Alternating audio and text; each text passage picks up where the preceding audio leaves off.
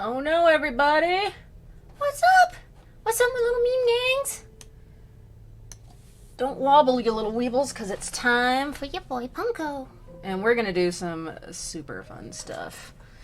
Yes, Ming, we are. Can you stop scratching that cardboard? I spent forever setting stuff up for stream and you're over there making noise. Yeah, you get away from that.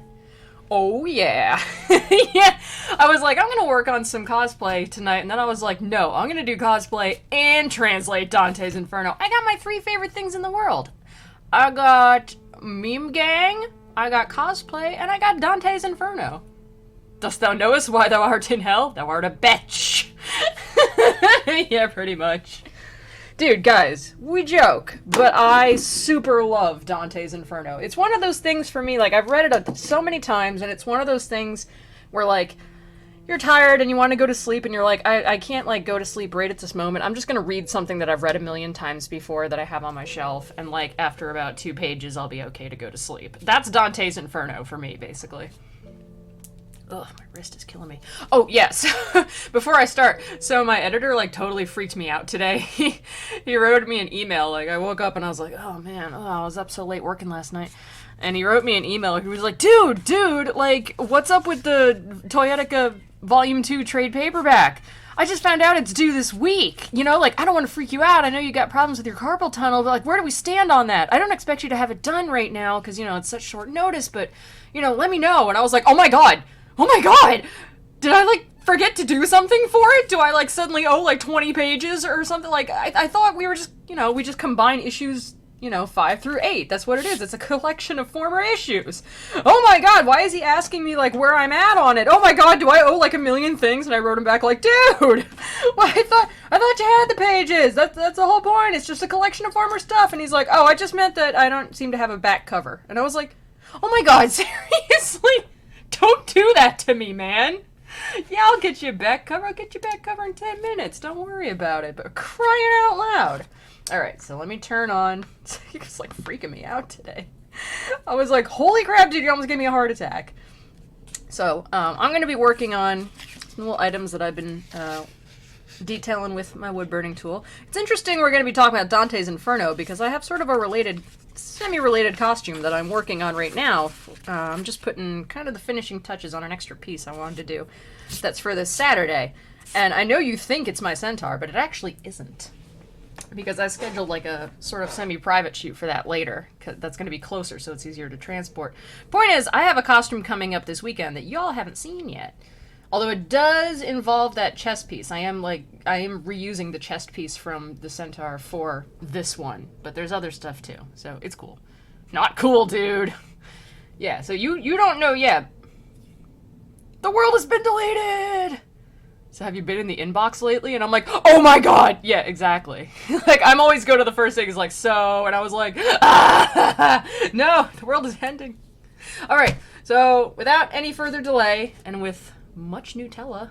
Yeah, that's right. I got my favorite snack. I got my nice drink. I got my incense coffin going because the people downstairs once again have decided, what should I have for dinner? That's right. Every spice that ever existed. Also maybe durian. Whatever stinks the most.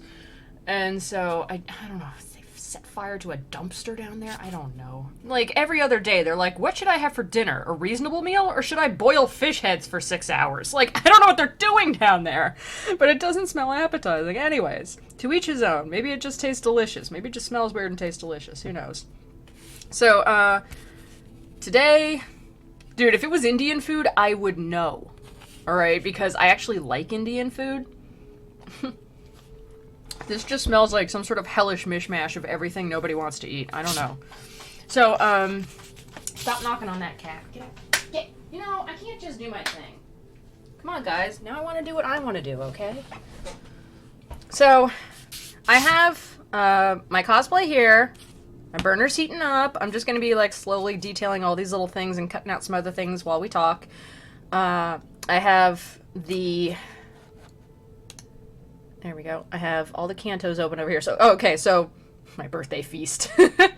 So, full disclosure here, I have on this monitor all the text, you know, the original, well, translated from the Italian text for Dante's Inferno. And then on this monitor over here, I have Wikipedia open just in case I forget one of his many, many historical people he was having a feud with or referencing, because honestly, no matter how many times I read Dante, I kind of forget, like, which people he thought sucked and why he thought they sucked.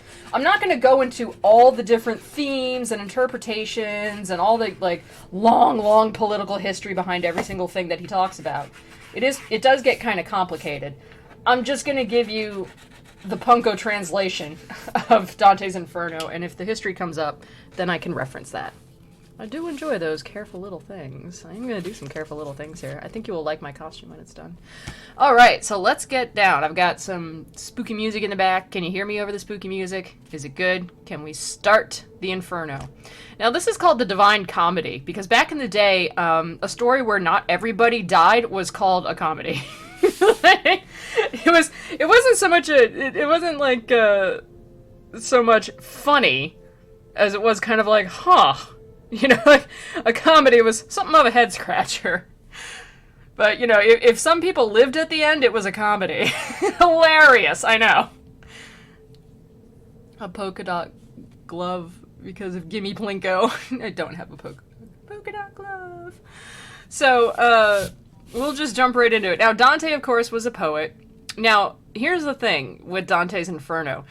When he writes it, several points in the story he writes of prophecies about himself and things about his city of Florence that will come to pass, but he's writing it as if it's the future. These things that he's writing about where he's like, oh, it is prophesied that this will happen to Dante personally, like, you know, his exile. It already happened.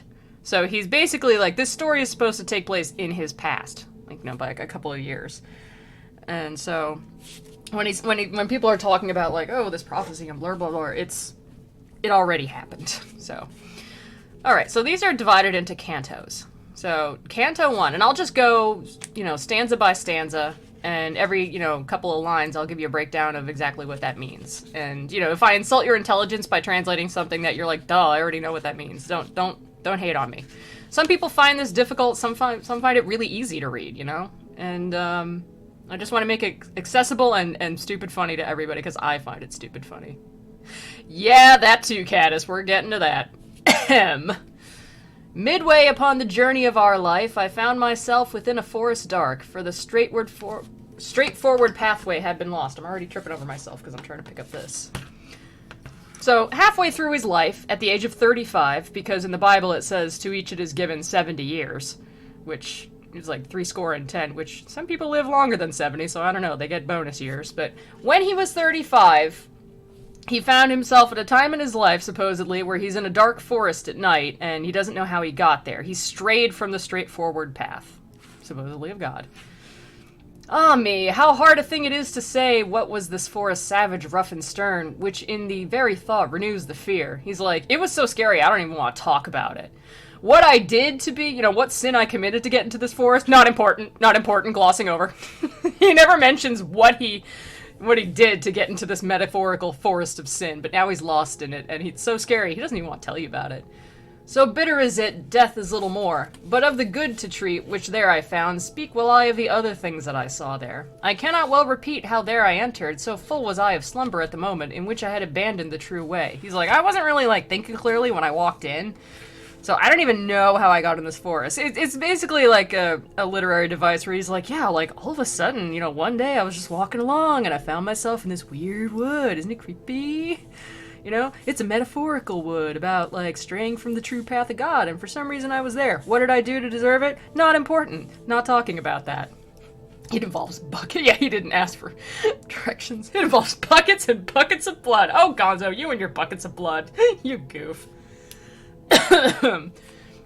But after I had reached a mountain's foot, and at that point where the valley terminated, which had with consternation pierced my heart, upward I looked, and I beheld in its shoulders. Hang on, I gotta make this text bigger, I can't read it. And I beheld its shoulders vested already with that planet's rays, which leadeth others right by every road. He's like, so I came to, like, the end of the valley, and I was like, what do I do? And there's, like, a big mountain, and it's got like, a bunch of nice sunlight on it, and it looks really nice. Then was the fear a little quieted that in my heart's lake had endured throughout the night, which I had passed so piteously. He's like, alright, I felt a little better because this mountain looks nice. You know, I'm not in those creepy woods anymore.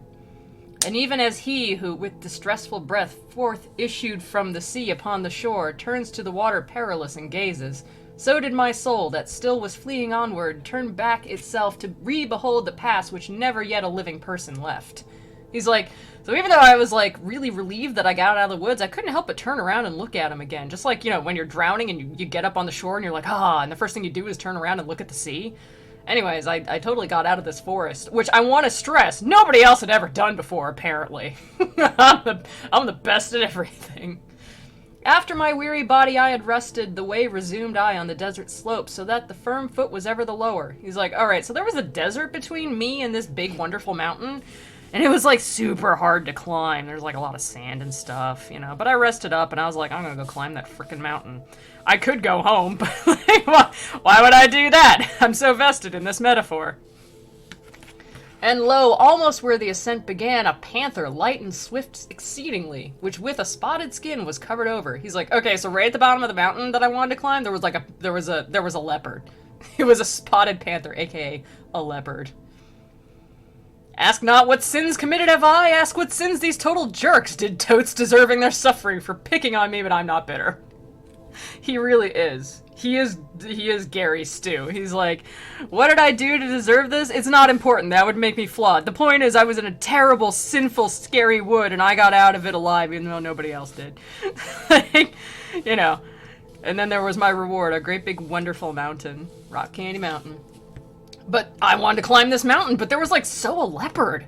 And never moved she from before my face. Nay, rather did impede so much my way that many times I to return had turned. He's like, I kept trying to get around this leopard, but it was all up in my grill. It was like, just like, blah, I'm a leopard. And I was just like, could you please move? I want to go on the mountain. And I just kept having to like turn around and go back because it was like straight up in my biz. That time was beginning of the morning, and up the sun was mounting with those stars that were with him were what time the love divine at first in motion set those beauteous things. So were to me occasion of good hope. So he's like, so anyways, like, the sun was coming up at this point. And, you know, I felt a little bit better, like, maybe this is a good sign. And it's just like, maybe I'm not so scared of the leopard. The leopard totally doesn't, like, scare me. It's just totally, like, I know, Meridian. There are many different interpretations. You're getting the Punko interpretations. So he's like, I feel a little bit better, and I'm not that scared of that leopard. The variegated skin of that wild beast, the hour of time and the delicious season, well, so, spring, but not so much that did not give me fear, a lion's aspect which appeared to me. So then, after he's like, I'm so done with this leopard, a lion shows up, because this is a really weird desert. It's just full of circus animals. Okay. You're getting the Punko interpretation, but feel free to post your own interpretations. Leopard intensifies. Meridian interpretations and Caddis interpretations and hate interpretations, especially because just being a goof. All are welcome. He seemed as if against me he were coming, with head uplifted and with ravenous hunger, so that it seemed the air was afraid of him.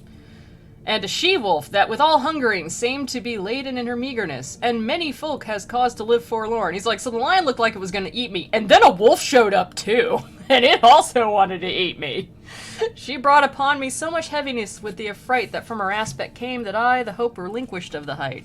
He's like, okay, so like if I wasn't scared of the other two things, the wolf is also super scary, and I was more scared of that, and I was like, okay, I am done, and I'm just giving up hope here.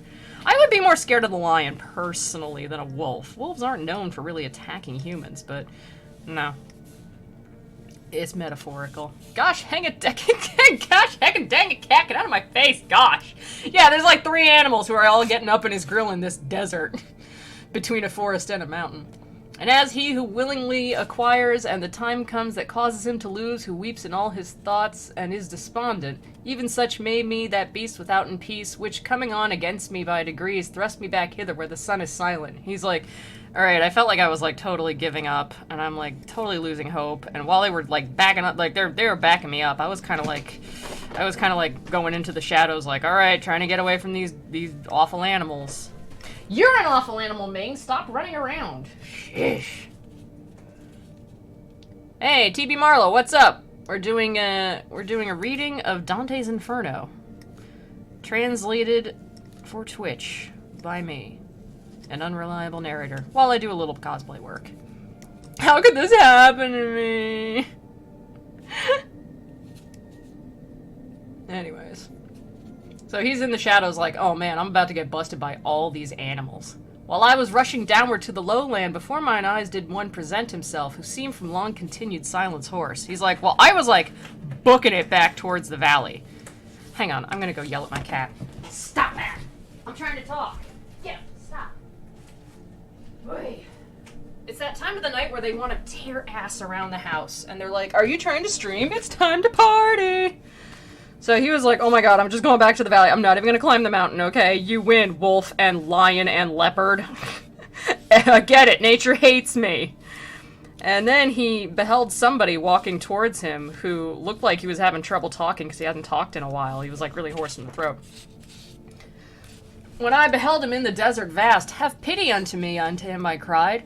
Whichever thou art, or shade or real man. He's like, I don't even know if you're like a ghost or what, but please don't kick my ass, bro. I am having a hard enough time. I got these lions and leopards. Dude, whatever you are, don't hurt me. I want no aggro, please. He answered me, not man, man once I was, and both my parents were of Lombardy, and Mantuans by country both of them. Sub Julia was I born, though it was late, and lived at Rome under the good Augustus during the time of false and lying gods. He's like, alright, well, I'm like dead now, but I used to be a guy. And I lived, you know, under Julio, and then I lived at Rome under the Emperor Augustus. You know, back when we had gods that weren't the Christian god and were totally full of crap, am I right? A poet was I, and I sang that just son of Anchises. I can't, some of these names I've only read, so I don't know if I'm getting the pronunciation wrong. Who came forth from Troy. After that Ilion the superb was burned. But thou, why goest thou back with such annoyance? Why climbest thou not the Mount Delectable, which is the source and cause of every joy? He's like, so yeah, here's where I was from. What are you doing out here? Why don't you just go climb the mountain? Like, it's a really nice mountain. And I feel like he's just asking this hypothetically, because he already knows the answer. But he's like, the Mount Delectable is kind of like, you know, a reference to heaven. It's a metaphor for heaven. He's like, what are you doing, man? It's like a really nice mountain. Why don't you go climb that mountain, dude? It's much nicer up there than it is down in this desert that's full of circus animals. And Dante says, now art thou that Virgilius and that fountain which spreads abroad so wide a river of speech? I made response to him with bashful forehead. Oh, of the other poets' honor and light, avail me the long study and great love that have impelled me to explore thy volume. Thou art my master and my author, thou. Thou art alone the one from whom I took the beautiful style that has done honor to me. He's like, oh my god, are you Virgil? Oh my god, dude, I'm like your biggest fan. I have all of your books, and you totally, inspired my own poetry. He doth goeth to another bathhouse. Nice. But he's just like, oh my god, dude, oh my god, I'm like so fanboying right now. Like, oh my god, you're Virgil. And Virgil, of course, was an insanely famous poet and still is. And back in the day, he was like the rock star of poets. And among others. And he's just like, oh my god, oh my god, oh my god, oh my god, oh my god. Like, you are, like, I am so inspired by you. Like, I started writing because of you. I have all your books. Oh my god. I answered him with shame upon my brow, which is literally just him quivering with fangirling. Yeah, there are multiple translations. But, you know, humbleness, shame, whatever. He's just like, OMFG. Are you Virgil? Oh my god, you're only like my personal hero. Fancy meeting you here in my stupid fan fiction. All about me meeting my heroes. And all my enemies burning in hell. Isn't that weird? Isn't that a weird coincidence? I'm the best. I'm Dante. Oh, man. Behold the beast for which I have turned back. Do thou protect me from her famous sage, for she doth make my veins and pulses tremble. He's like, dude, like, look, there's like a wolf over there and it's scary. Protect me, Virgil. Do something. Because, you know, poets are known for kicking ass. Thee it behooves to take another road, responded he, when he beheld me weeping, if from this savage place thou wouldst escape, because this beast at which thou criest out suffers not anyone to pass her way, but so doth harass him that she destroys him, and has a nature so malign and ruthless that never doth she glut her greedy will, and after food is hungrier than before. Many the animals with whom she weds, and more they shall be still, until the greyhound comes, who shall make her perish in her pain. He shall not feed on either earth nor pelf, but upon wisdom and on love and virtue. Twixt Feltro and Feltro shall his nation be. Of that low Italy shall he be the saviour, on whose account the maid Camilla died. Euryalus, Turnus, Nisus of their wounds. Through every city shall he hunt her down, until he shall driven her back to hell, there from whence envy did let her loose. And he's like, okay, you're not going to be able to climb the mountain, because that wolf is like a big old supernatural wolf. And it hates you, and it hates everybody, and it eats everybody who comes along. And basically, it's just going to keep doing that for all time until a magical greyhound comes and saves Italy from it and chases it back to hell. And I'm not going to get into what that all means. My mom won't let me go, she's just a jerk. Kung Fu Virgil, the 20th level monk poet. Yeah, stop crying. Get out. Yeah, he's basically like, Dante, stop crying. It's not eating you. It just won't let you go up the mountain. And anyways, like, someday it'll be destroyed, so, like, quit being a baby. Dante. Therefore I think and judge it for thy best, thou follow me, and I will be thy guide, and lead thee hence through the eternal place, where thou shalt hear the desperate lamentations, shalt see the ancient spirits disconsolate, who cry out, each one, for the second death. He's like, you know what actually would be fun? I'm driving a tour bus through hell. Get in, loser. We're going moralizing. He's just like, hey, you want to see what hell looks like? Come on, buddy. This is going to be hilarious. This is going to be insane. You don't even know. Get in. Out of curiosity, what are you making? I'm working on a little cosplay project. It's kind of a secret project, but it kind of vaguely relates to what we're discussing today. I will say I am making a set of wings. They're not the huge 14-foot pneumatic ones I made on Cosplay Melee. Thank you guys, don't get too excited. But I'm doing a photo shoot this weekend, and I wanted to add a couple little extra touches to it. So I'm just doing a lot of little things that may not make sense. These are not feathers or anything, but when you see it, you will understand. All aboard the magic bus! Free rides through heck! Yeah, basically. It's just like, hey, you want to go through hell? Shut up, you're going. Either that or you stay here with the wolf. What do you want? And he's like, okay, I guess. Let's see here. And thou shalt see those who contented are within the fire, because they sorry, this translation is not what I'm used to.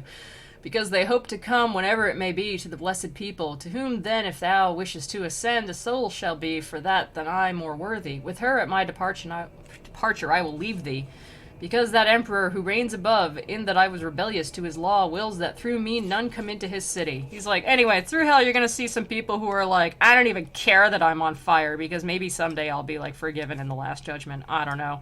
Point is, I'll lead you through hell, but like at a certain point you're gonna have to have another guide if you want to go up and see heaven and stuff, because I'm not allowed to go in there because I'm a pagan. And he's like, okay. This summer, see heck. If I have to, ugh.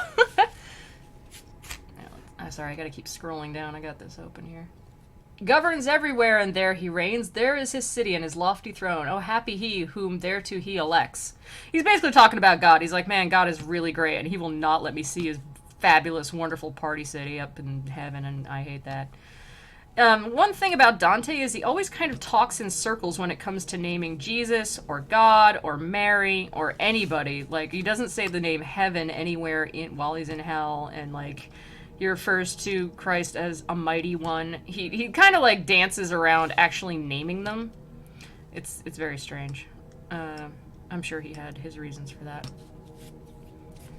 And I to him said, Poet, I thee entreat, by that same God whom thou didst never know, because you were pagan, so that I may escape this woe and worse, thou wouldst conduct me there, where thou hast said that I may see the portal of St. Peter, and though thou makest so disconsolable.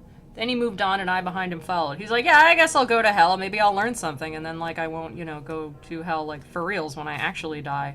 So, yeah, let's go take a tour bus of hell. Not to name names. Move on to Canto 2. Day was departing. So, apparently this took all day to have this conversation. And the embrowned air released the animals that are on earth from their fatigues, and I, the only one, made myself ready to sustain the war, both of the way and likewise of the woe, which memory shall retrace that erreth not.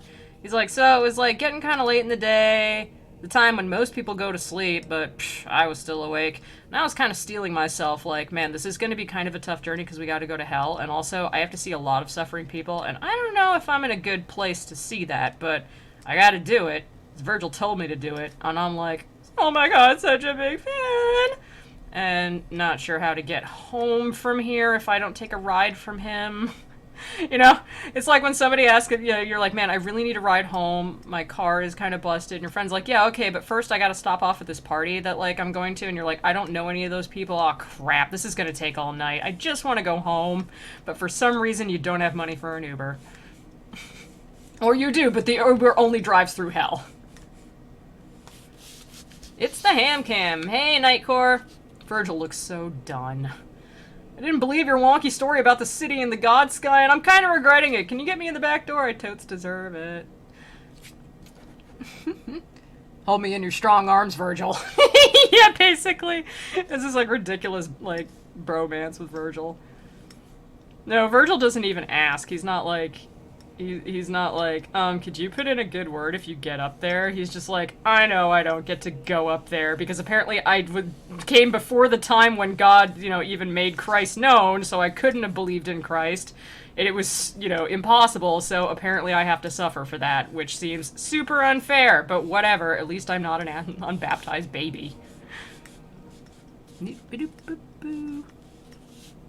Virgil is staring into the camera like he's on The Office. Yeah, he's just like, I'm gonna put that art in the Discord. Do it. Let's see here. Oh muses, oh high genius, now assist me. Oh memory that didst write down what I saw. Sorry, I'm reading this like free text translation, and there are some actual like spelling errors. Like instead of down, it says dowel, D-O-W-L-L. That didst write down what I saw, here thy nobility shall be manifest. And I began, poet who guidest me, regard my manhood if it be sufficient, ere to the arduous past thou dost confide me. He's like, alright, so like, I'm calling on all the poets and muses of the world to help me write this down accurately. I don't want to be a liar or anything. So I said to Virgil, Virgil, look at me. Do I look like I'm tough enough for hell? Do I look like I'm tough enough, bro? Am I hard enough? Like...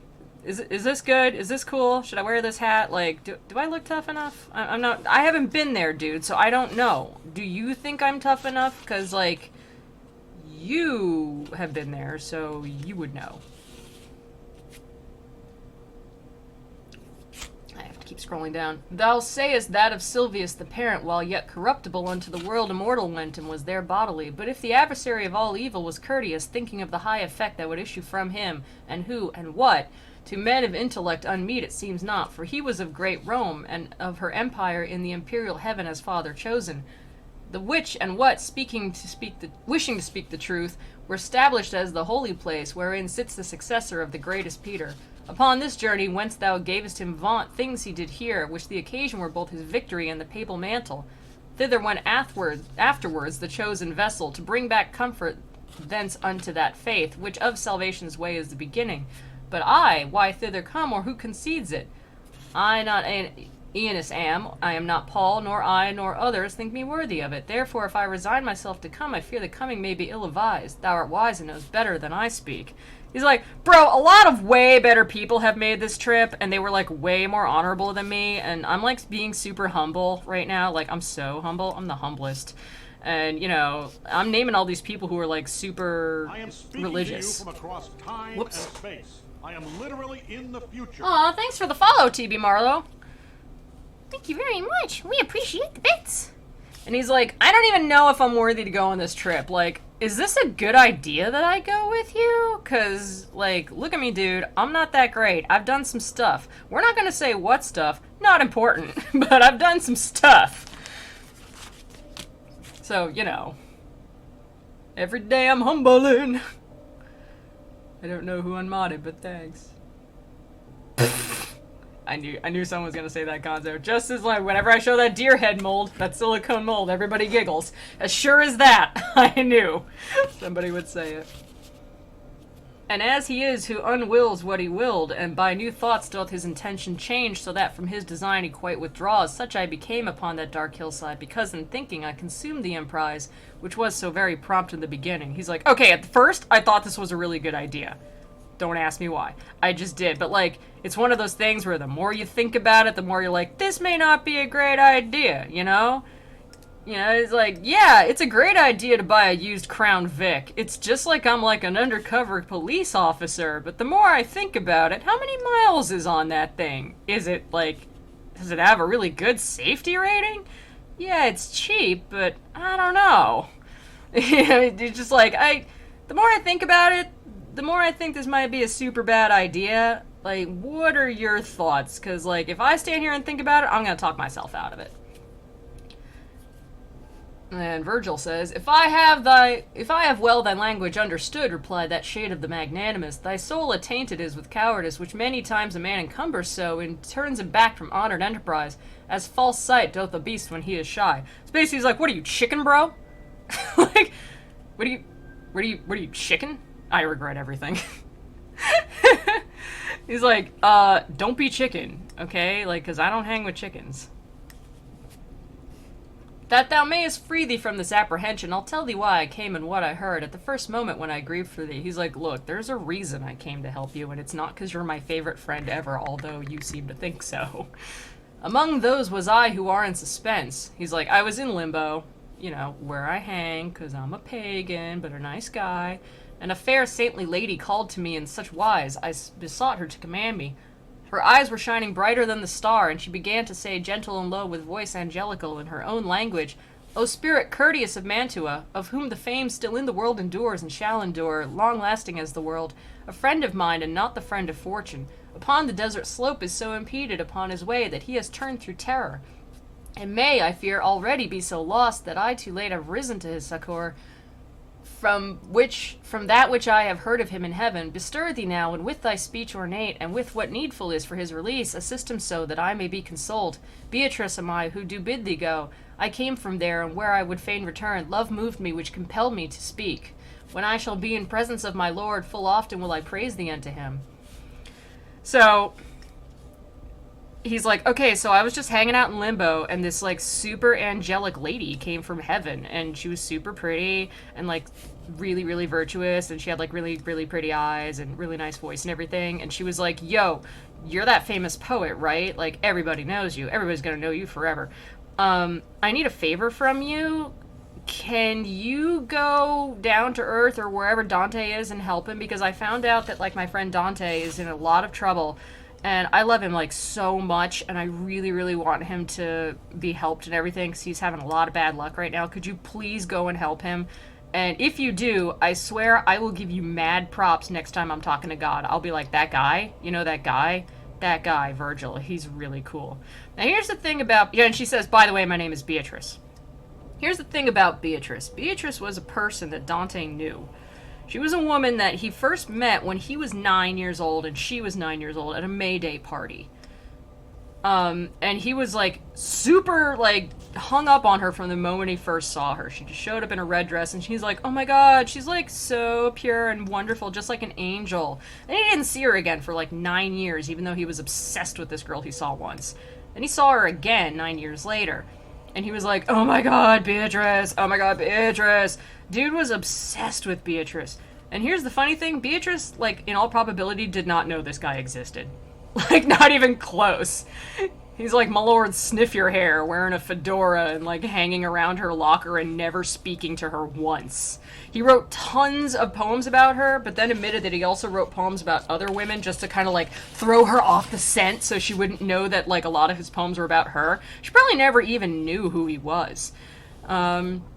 At one point, I remember I was telling you when I was playing Alice in Wonderland, he called her the Lady of the Salutations because she, like, waved to him once on the street, because he was like, hi, Beatrice, hi, Beatrice, and she's like, oh, hey, stranger, and just kind of waved to him, and he ran home and was like, oh my god, she waved to me, oh my god. So, she died when she was about 25, so she would have been dead by the time, it would make sense for her to be in heaven in this story, because she would be in heaven, or she'd be dead at any rate, by the time this story came about. she married another guy and had kids, and he was just, like, super obsessed with her for, like, forever. And so him putting her in heaven and being like, oh my god, I love Dante so much, and I'm so worried about him. He's like my BFF. Please go and help him, Virgil. I'm so worried about him. This chick didn't even know who he was. Like, she barely knew he existed. So this is, like, his fan fiction where, like, the girl he's been crushing on from school forever is actually secretly, like super into him, of course. And is also, like, the most beautiful angel in the whole stupid world. I literally had to be bribed to help you. Well, I'm swiping left on that. Have you heard of our salad god? I can't look at these pictures because I'm talking. Well, I'll click on that one. He's just like, yeah, I'm done with that. No. Dante on the left is like, no, we're good, thanks. It looks like the guy opening his chest is kind of like, can I interest you in the salad bar? And he's just like, no, we're good, thank you, we're good. New life, who this? Yeah. She was just kind of like, yeah, I don't know who that guy is. Like, I waved to him on the street once because he waved to me. And he's like, oh my god, Beatrice waved to me! But the thing about him is, like, his crush on her is most likely kind of an immature one, because he was always going on about how she was, like, the holiest person ever, and so pure. Oh my god, she's like the Virgin Mary, but, like, she's, like, super extreme Virgin Mary times 10. She's, like, so pure, and she makes me want to be a better person, because she's so pure. She was probably just a normal person who was like, dude, I do not appreciate being put on this pedestal. Like, I cannot live up to all the nonsense that you're saying. Do you know I had kids? I did get down with my husband. I'm just saying. You know, so she probably did not appreciate his insane fanboying and the fact that he most likely never actually spoke to her in real life. He was just, like, crazy obsessed and would, like, hang around parts of Florence that he knew that she frequented just so he might see her on the street. And it sounds romantic until you realize that if he did it in, like, a fedora and a trench coat at the mall while, like, bugging some sort of, like, girl who worked at GameStop, you'd think it was pretty lame and pretty kind of creepy. But he had this, like, obsession with, you know, medieval ideas of, like, courtly love, where he's like, oh my god, it's like I'm Lancelot and she's Guinevere, and she's just like, there's that creepy guy again. I think he tried to sniff my hair in church the other day. That guy is so weird. So let me click back over here.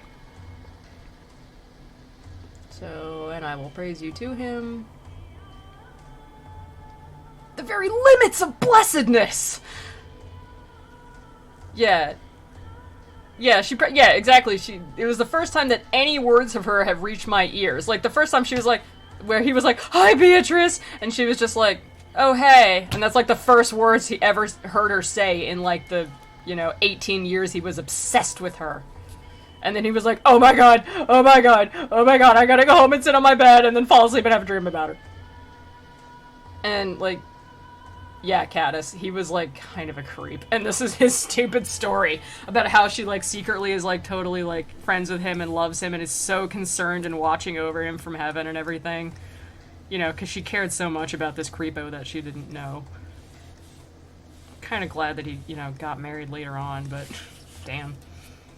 Oh, it's worse than that, Caddis. Read about the dream that he had. Like, he went home and was like, oh my god, I, like, sat on my bed and thought about how wonderful she was and how courteous she was. And then I had a dream that, like, God was there and he was talking to me. And he, like, showed me in his arms he was holding Beatrice. And then she ate my heart. But she looked like she didn't want to do it, though. So, like, that's okay. But she still did it. When I write about you, I bless myself. I just wanted other people to have context. Yeah. So then she paused in her story, then paused she, and thereafter Virgil said, O Lady of Virtue, thou alone, through whom the human race exceedeth all contained within the heaven that has the lesser circles. He's like, oh my god, you're the most perfect woman in the whole world, just like Dante thinks. So grateful unto me is thy commandment to obey, if 'twere already done were late, no farther needest thou ope to me grant thy wish. And he's like, dude, I hear and obey, you know what, no sooner, consider it done yesterday. Because you're just, like, the most heavenly, wonderful woman in the whole world. She actually wasn't really all that fantastic. She was just an ordinary woman.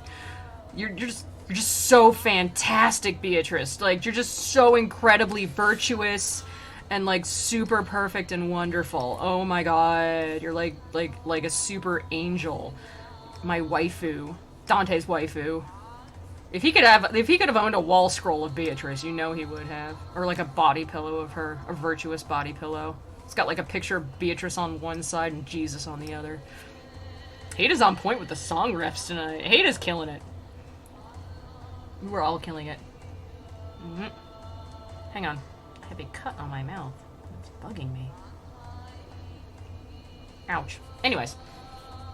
But the cause, tell me why thou dost not shun the here descending down to this center from the vast place thou burnest to return to. He's like, but why'd you have to come all the way down to hell? Like why did you come down here? Isn't that kind of, like, dangerous for people from heaven? You know? I wouldn't know. I've never been there. My hero also thinks my waifu is hot.com. Thank you for the bits and the laugh, Gonzo. Oh, went in! Gimme Cat's like, this guy is crazy. My hero thinks my waifu is hot. Yeah, basically. Since thou wouldst fain so inwardly discern, briefly will I relate, she answered me, why I'm not afraid to enter here. She's like, okay, well, if you really need to pry, like, if you really want to know, fine, this is why I came down here. Of those things only should one be afraid which have the power of doing others harm. Of the rest, no, because they are not fearful. She's like, you should only be afraid of stuff that can hurt you. This, like, coming down here can't hurt me. God in his mercy such created me that misery of yours attains me not, nor any flame assails me of this burning. She's like, I actually don't feel sorry for you, and also, I am fireproof.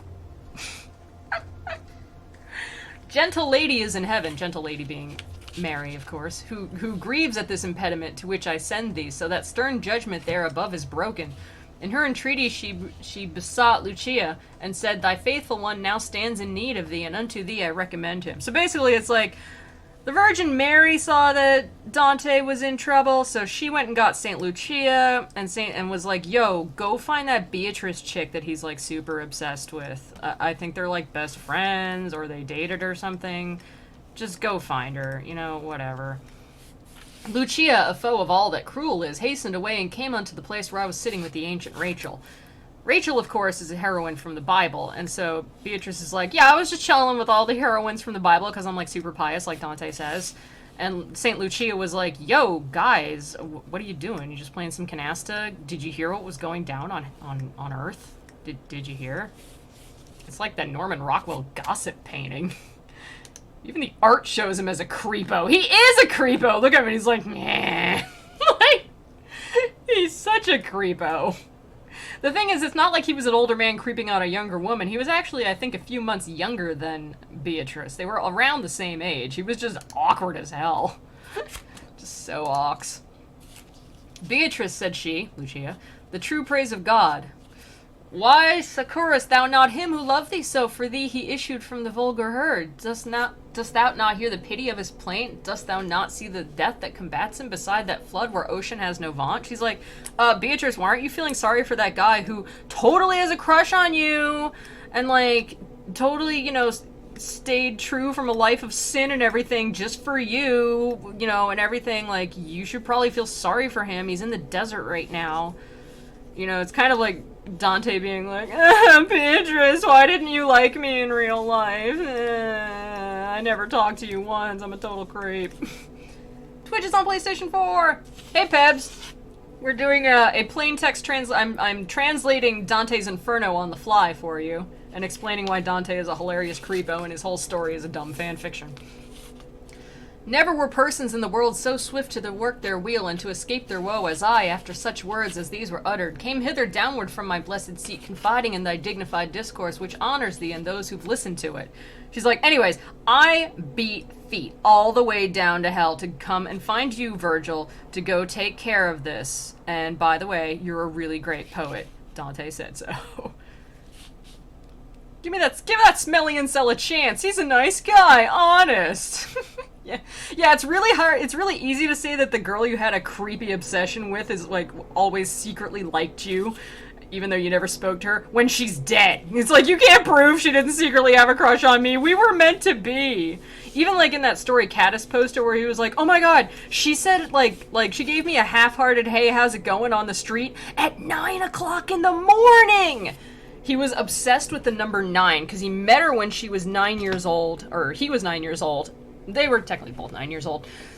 And then he met her again 9 years later. He was obsessed with the number 9 because he thought it was like, oh my god, we are clearly destined to be. She waved at me at 9 o'clock in the morning, and it only took me like 5 years of hanging around the parts of Florence that I knew she lived in and trying to see her on the street. Oh my god, it was meant to be! I have to keep looking on these pictures, Caddis. And then I faint, so Virgil has to carry me bridal style through the Dante and Sinner time. Stop writing your fanfiction. They're not fanfictions, mother! Yeah, basically. Oh no, I clicked out of it. Okay, there we go. I keep losing the text.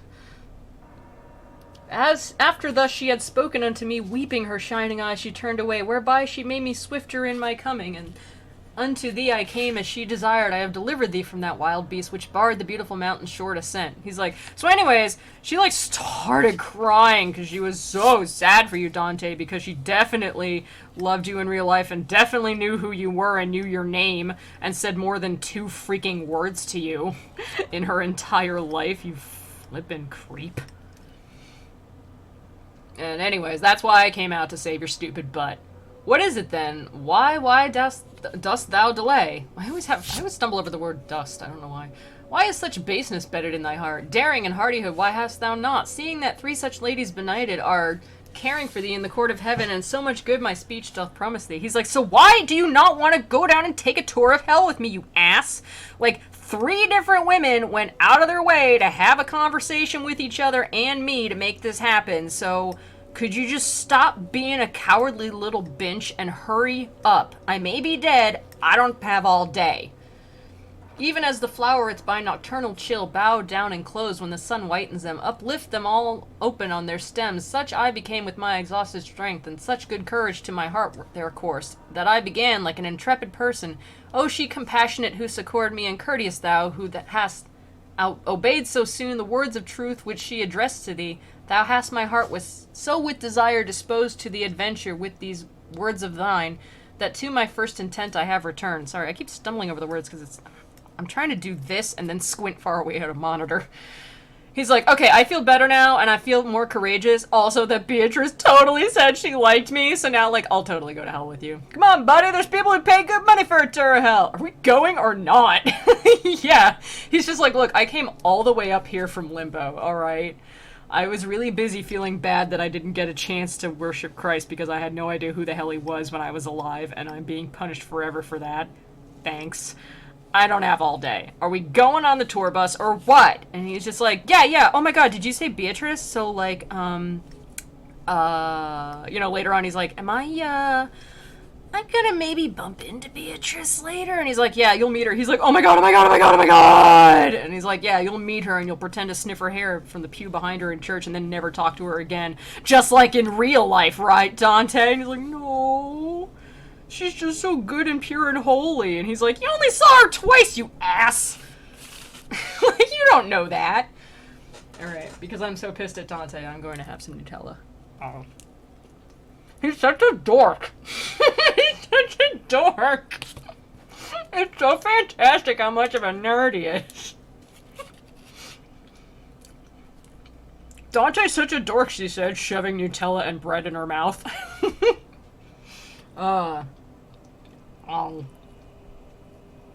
Okay. Now my mouth is sticky with Nutella. The delicious cake frosting that Americans seem to think is healthy because it has nuts in it. No. It's cake frosting on bread. I don't care. It's Shark Week, and I want all the chocolate.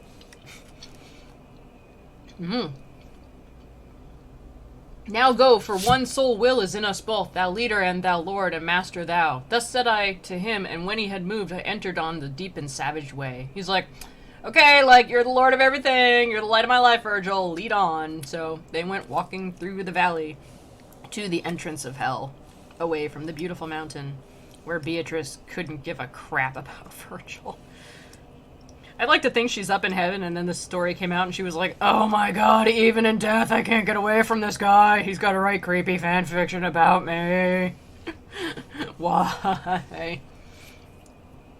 Canto 3. Through me the way is the city indolent. Through me, oh, I'm sorry, I can't, oh my god. They have so many typos in this. I should find another website with the free text, but I have a book of it, but I don't know where the book is. I think it's in my room, but I don't want to, like, try and prop it up over here. Through me the way is to the city dolent. Oh man, they're like trying to phrase these sentences in like the most complicated way. Through me the way is to eternal dole, through me the way among the people lost. Justice incited my sublime creator, created me divine omnipotence, the highest wisdom and the primal love. Before me there were no created things, only eternity, and I eternal last. Abandon all hope, ye who enter here. The cell has more of a delay than the PS4. It's fine, just keep going. Pay no mind to the dork on the dirt. Gotta look at that. Yeah, don't look at him. I'm really regretting bringing him down here. Oh, that's Francesca and Paolo. These words in somber color I beheld written upon the summit of a gate. It's the famous abandon all hope, ye who enter here line.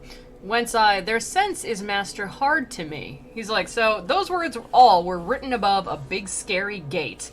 And I was like, dude, that seems kind of harsh. And also, I am a little unnerved by that.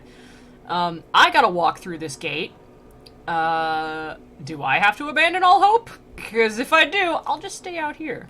And he to me as one experience said, here all suspicion must needs be abandoned, all cowardice must needs here be extinct. We to the place have come where I have told thee, thou shalt behold the people dolorous who have foregone the good of intellect. And after he laid his hand on mine with joyful mien, whence I was comforted, he led me in among the secret things. So he's like, okay, look, steel yourself, it's hell. I told you it's going to be hell. It's scary, don't worry. You're gonna get through it.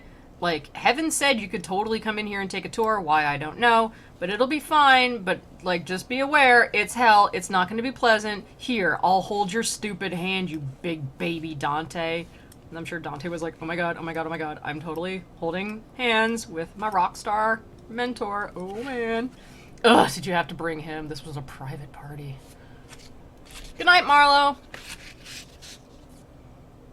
So he's like, alright, I'll lead you inside. So they're going inside the gates of hell, and they kind of enter into like the vestibule. It's like the foyer of hell. It's not hell proper. There sighs, complaints, and ululations loud resounded through the air without a star, whence I at the beginning wept thereat. So this was a haunted house before there were haunted houses. Yeah, basically. I mean, you're not wrong. When they say sighs, they don't mean like, you know, they mean more like, oh my god, I'm burning, kind of thing. It's not just like, I wish I had a sandwich, you know, it's a little bit more intense than that. So he's like, so we went inside and there's like a bunch of yelling, and there's no stars and it's really dark, and I started crying like a little baby. Languages diverse, horrible dialects, accents of anger, words of agony, and voices high and hoarse with sound of hands made up a tumult that goes whirling on forever in that air forever black, even as the sand doth when the whirlwind breathes. And I, who had my head with horror bound, said, Master, what is this which I hear now? What folk is this which seems by pain so vanquished?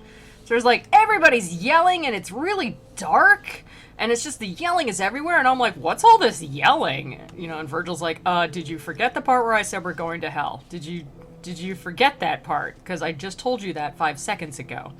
But okay. And he to me, this miserable mode maintained the melancholy souls of those who lived without an infamy or praise. Commingled are they with that caitiff choir of angels who have not rebellious been nor faithful were to God but were for self. He's like, okay, so this isn't like actually hell, it's like hell light. It's like if you're, you know, confined to hell's like, you know, front hallway. You're like, you know, it's kind of like, you know, not exactly in hell itself. It's like hell's front door and you're just inside of it. So the people here are really upset because they live with neither infamy nor praise, which means, you know, they weren't like, you know, I'm against God, but they also were not like, I'm for God, you know? Like, they never really did anything terrible, but they didn't do anything good either. They were just kind of like, they just kind of sat out life and refused to make a choice about what they actually believed, which in itself is a choice, so they're still screwed. Also amongst them are all the angels in heaven who, during the rebellion with Lucifer and everything before he was cast out, you know, they didn't side with Lucifer, but they didn't side with God either. They're like, you know, I'm just going to sit this out, and, because I don't want to get hurt, and I'm just going to see who wins. You know, like, I feel like this is not my fight, you know? And obviously, if you're not with God, you're against him. You can't be like, hey, I wasn't against you, I just didn't want to take sides. You know, you kind of gotta, you know, according to Dante, it's like, look, if you're not with him, you're against him, stupid. So, like, you can't just be like, I don't want to get in the middle of this, God. You kind of have to. You're God's angel, so that's what you're supposed to do. So, they got thrown in here, too. Party is the best time of Pangolin. All their bake sales are full of drama. Get out of my house! Hey, Pangolin, what's up? Party Pangolin. It is like the suburbs of hell. We just wanted a good school system with a little less torture. Turned down for what? Yeah, basically. They're just like, look, we didn't really want to get into this. We didn't want to get, like, involved. And they're like, dude, you're one of God's angels. You have to get involved. This is your thing. Like, you have to defend him against angel rebellions. And they're like, we just had to, look, I had to live my best life. I had to take some time for me. They're like, there is no time for you. Okay? So they were selfish, and they were just like, look, I just want to be about me, and I don't really want to, like, take sides. So they're mingled in with the humans who were also like that. The heavens expelled them not to be less fair, nor them the nethermore abyss received, for glory none the damned that would have from them. They're like, heaven drives them out, and hell does not want them either. Because hell's like, look, we got a lot of bad people down here who would just love to laugh at cast out angels who were, like, too undecided to, like, fight with God. They should be like, ha, I'm a stupid, flawed human. You're a dumb angel in hell. That's hilarious. You know, and they're like, and the thing is, you're supposed to be tortured in hell. You're not supposed to be laughing at other people. So we don't want them lording it over you. We also don't want the fallen angels lording it over you either, you know, because that'll just make them happy, and the whole point of being in hell is not to be happy. So we just kind of stuck you out here with all the undecided people. Heaven doesn't want you, hell doesn't want you either. It's not afraid you'll take over, it's afraid that you'll make everybody happy with how freaking miserable you are. This is the parent making the kid take sides against the sibling, and now they're grounded. Yeah. So, Dante says, you know, once he's done fainting and crying, because he does that a lot, "O master, what so grievous is to these that maketh them lament so sore?" He answered, "I will tell thee very briefly," which is a huge lie. There's nothing brief about this. They'd be like chew toys. Yeah, exactly. Nobody else getting treated like that? That's right, Pangolin. "These have no longer any hope of death, and this blind life of theirs is so debased, they envious are of every other fate." He's like, man, they are actually kind of jealous that they're like, man, I could be getting tortured right now. At least that would be something. You know, like, I can't even die, because I'm already dead. This is BS, you know? And, "No fame of them the world permits to be. Misericord and justice both disdain them. Let us not speak of them, but look and pass." And he's like, look, just don't talk about them. That's, like, kind of their punishment. We're not talking about them. Like, we're just going to ignore them. They're getting the holy silent treatment, basically. And nobody's supposed to talk about them anywhere. Pay some gosh heckin' attention, you moron. Yeah, Mean Girls. Yeah, they're in the shade.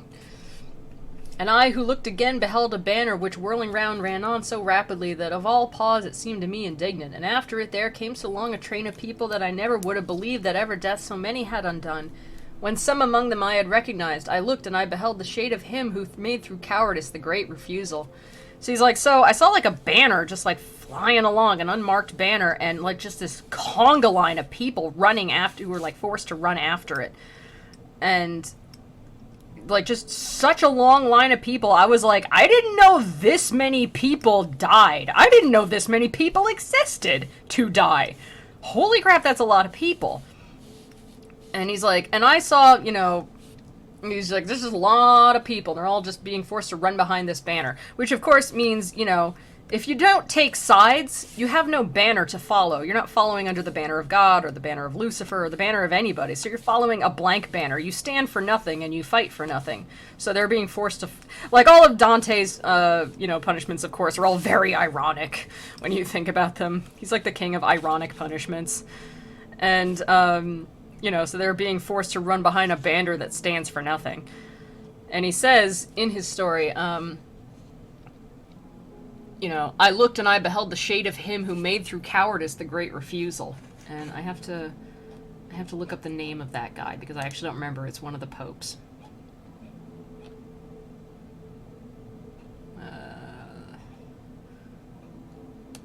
find the name of that pope. Because he kind of talks about some people, like, you know, like he doesn't name them, but you're supposed to, you know, as a contemporary, you're supposed to know who he's talking about. That's right, Pope Celestine V, who made the Great Refusal, which basically, he was pope for like 5 months, and then he was like, you know what, it's really hard being pope, forget it. I don't want to be pope anymore. Look, I'm sorry, I can't do this. I gotta take some pope me time, you know? So he gave up the throne of St. Peter, which was, you know, the pope's chair. And Dante was really pissed off at him because the next pope that he cleared the way for was Boniface VIII. And Dante hated that guy. And so he was like, you screwed up, Celestine.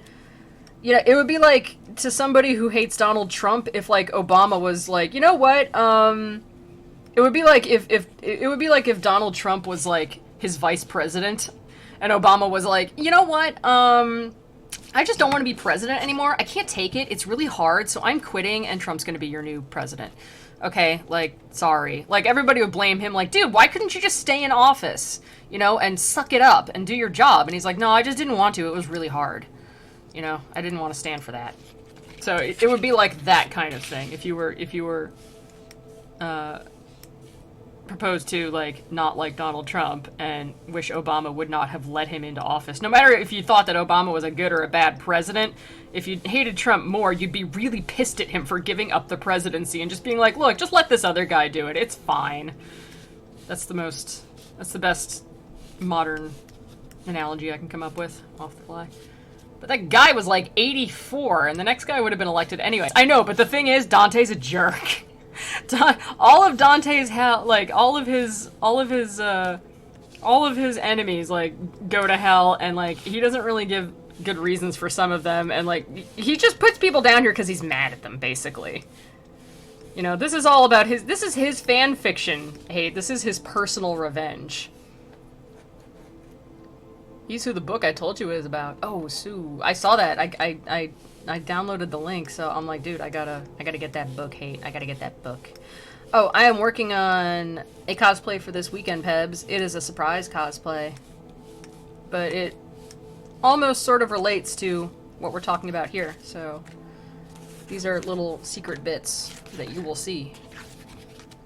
Yeah, like, this is all through the lens of, you broke up with Dad just to punish me, I hate you. Yeah, being hated by Dante is enough to send anyone to hell. Yeah.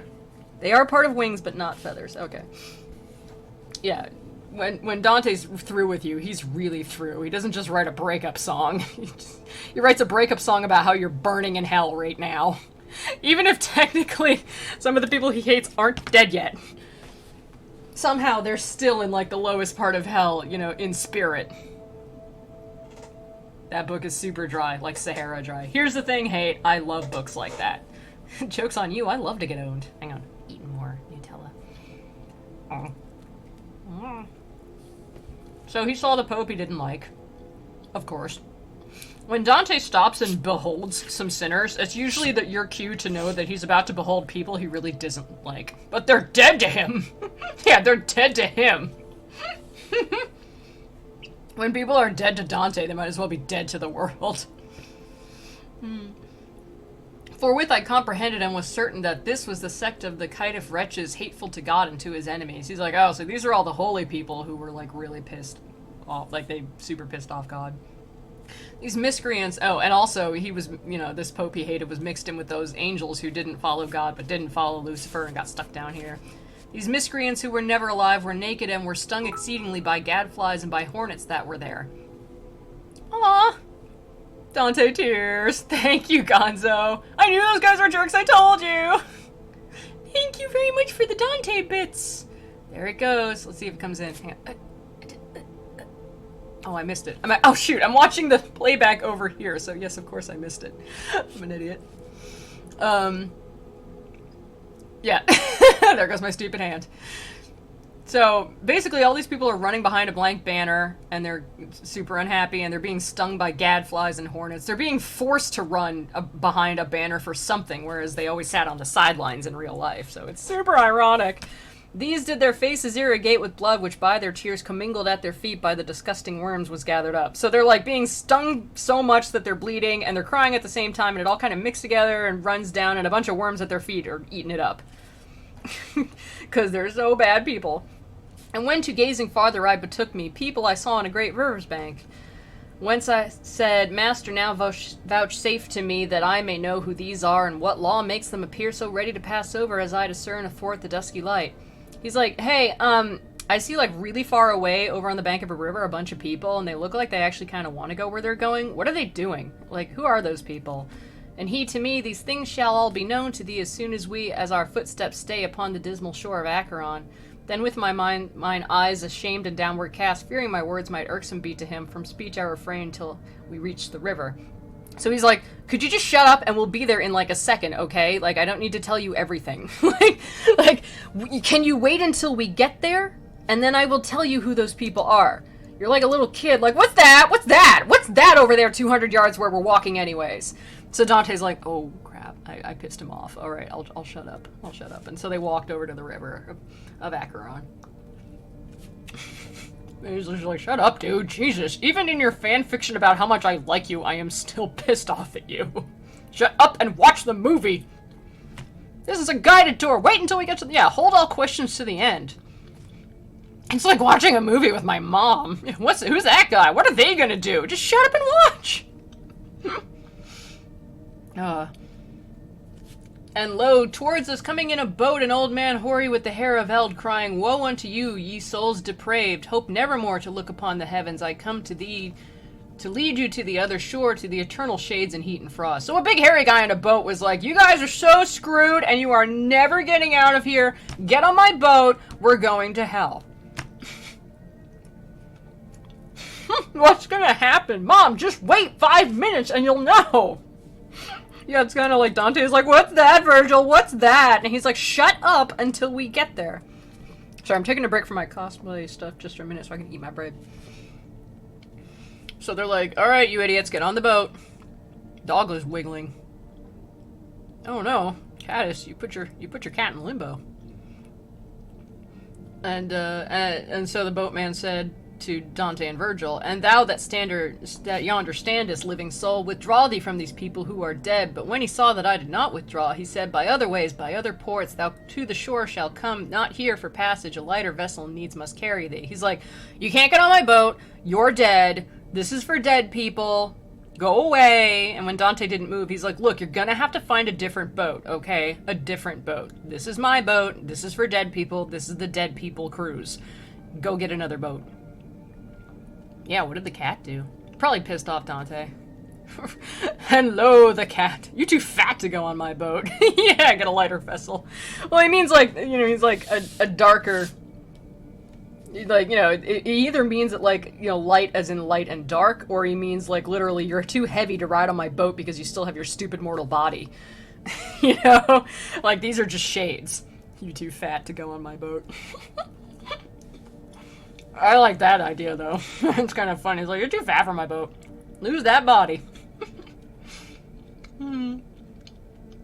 So, now I'm trying to write Eve into Dante's Inferno. Poor cat. And unto him the guide, vex thee not, Karen. It is so willed that where there is power to do that which is willed, and farther question not. Oh no! Whoa. Oh, it went in. Man, you guys are on fire today. Thanks, Gonzo. So he's like, look, Karen, God gave us permission to do this, so just shut up and let us on the boat. I gotta lose these pesky Christmas souls just hanging there. Gotta get that heaven bod. No neckbeards. The ferryman. No creepos. So he's like, look, we got permission from God to go on the boat, so shut up. And let us on the boat. Oh no! Eve knocked over the buffalo sauce. She goes in the buffalo sauce circle of hell. It's right above the people who don't respect pizza. So he's like, shut up and let us on the boat. God said we could. He's like, Mom said I could, so shut up.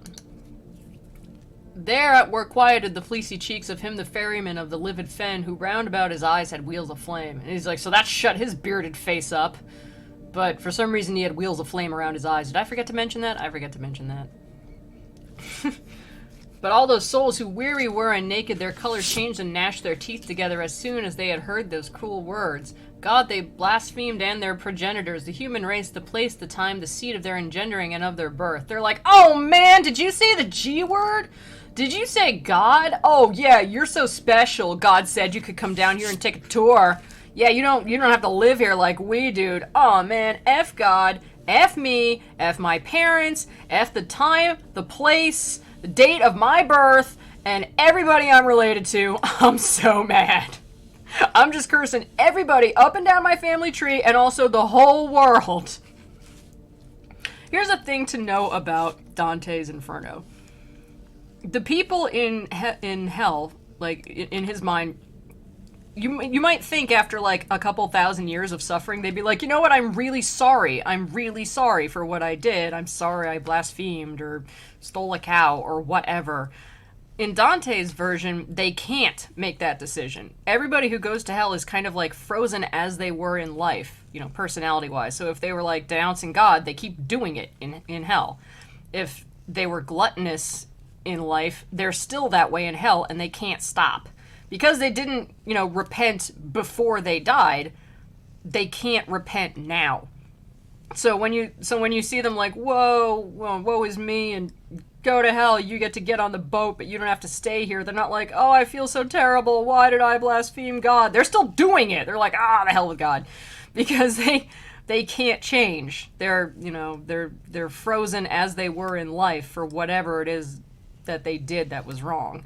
So they can't, you know, like, because a lot of people will just be like, well, why don't they just be like, I'm really sorry? Wouldn't they feel sorry after a time? But nobody ever seems to feel, they feel sorry for themselves, but they never feel sorry about what they did, because they can't. In Dante's mind, they're stuck being however they were that made them so bad in the first place. Catholicism is weird. Well, that's not really Catholicism, that's just his idea. So like my ex-boyfriend, hey-oh! First of all, how dare you? Yeah, no, it's not like everybody in Catholicism believed that. It was Dante believed that. A lot of this is just his beliefs. And he believes everybody who was ever mean to him should totally go to hell and get an ironic punishment. Dishonor on you! Dishonor on your cow! Yeah.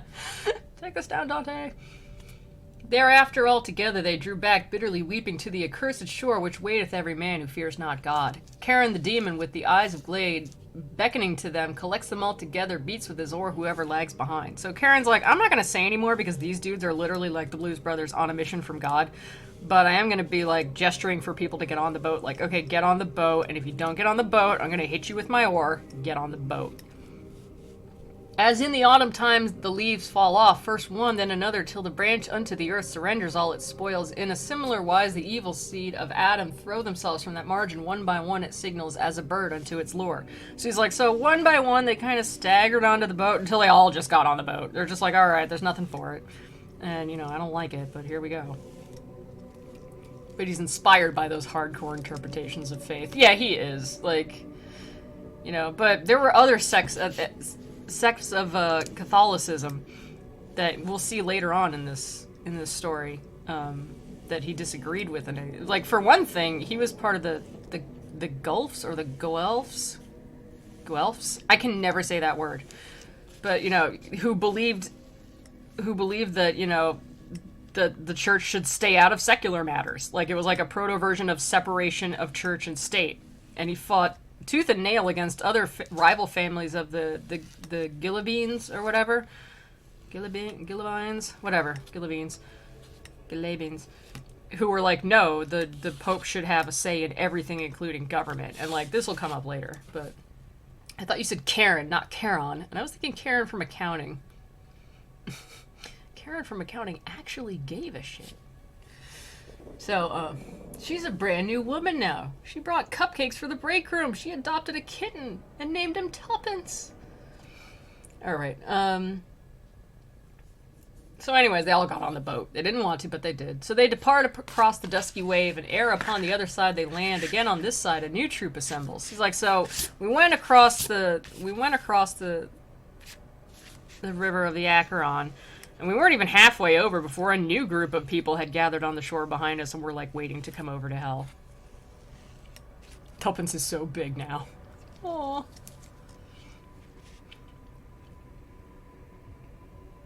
My son, the courteous master said to me, aka Virgil, all those who perish in the wrath of God here meet together out of every land, and ready are they to pass over the river because celestial justice spurs them on so that their fear is turned into desire. He's like, you know, people come down here and they're really upset and everything, but they still go over the boat. You know, they don't, like, try and run away or anything because the divine power of justice kind of prods them in the ass to go, and so they go of their own accord onto the boat. It's like their final choice that they make because, you know, this punishment is all about the dumb choices they made in life. One of them being to not revere God, and this is their final choice that they make. But, you know, they're still being kind of forced into it by the invisible hand of justice. Kind of poking them in the back like, go on, get on the boat. You know what you did. Plus, they already paid. Yeah. Hey, Caddis. This way there never passes a good soul, and hence if Charon doth complain of thee, well mayst thou know now what his speech imports. He's like, don't feel mad that Charon was a jerk to you, because, like, only jerks get on this boat. This is the jerk cruise. So, like, if he's making fun of you, it's because you're not a jerk and you don't belong on this boat, so don't even worry about it. Like, he's not gonna, like, you're not gonna stay in hell forever. I know you keep worrying about that, but trust me. And then Dante, like, hugged him. Oh my god, you're so wonderful, Virgil. Will you go to prom with me? Plus, they already paid. This being finished, all the dusk champagne trembled so violently. Now champagne like the drink, like the ground, like the rolling hills and everything. Being very disobedient because there were ducks. Not a good day for animals, Caddis. Trembled so violently that of that terror the recollection bathes me still with sweat. The land of tears gave forth a blast of wind and fulminated a vermilion light which overmastered me in every sense, and as a man whom sleep half seized I fell. He's like, so anyways, there was like an earthquake and a big scary red light, and I fainted again. He faints a lot. Like a lot. He's just like, oh, Virgil, catch me. Catch me, Virgil.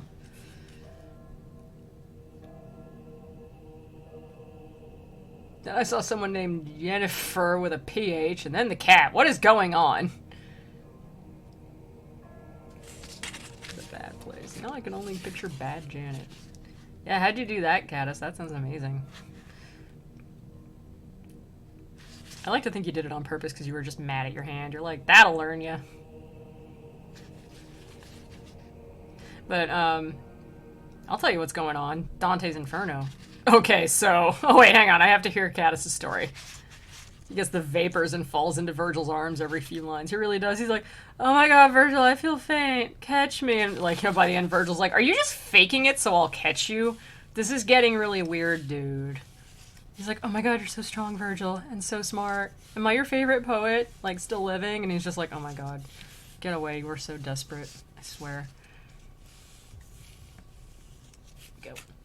So, Canto 4. Now, he wakes up further into hell here. So, he's away from the river now. Broke the sleep lethargy within my head, a heavy thunder, so that I upstarted, like to a person who by force is wakened, and round about I moved my rested eyes. Uprisen erect and steadfastly I gazed to recognize the place wherein I was. So he's like, okay, so I woke up because there was like a bunch of thunder, and I felt better because my eyes were rested, but I didn't know where I was.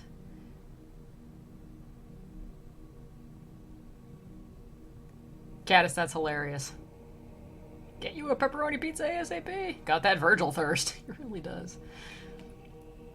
True is it that upon the verge I found me of the abysmal Valley Dolores, that gathers thunder of infinite ulations. Obscure, profound it was, and nebulous, so that by fixing on its depths my sight, nothing whatever I discerned therein.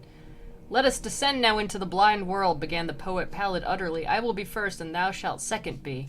I, who of his color was aware, said, how shall I come if thou art afraid, who art wont to be a comfort to my fears? And he said to me, the anguish of the people, who are below here in my face depicts that pity which for terror thou hast taken.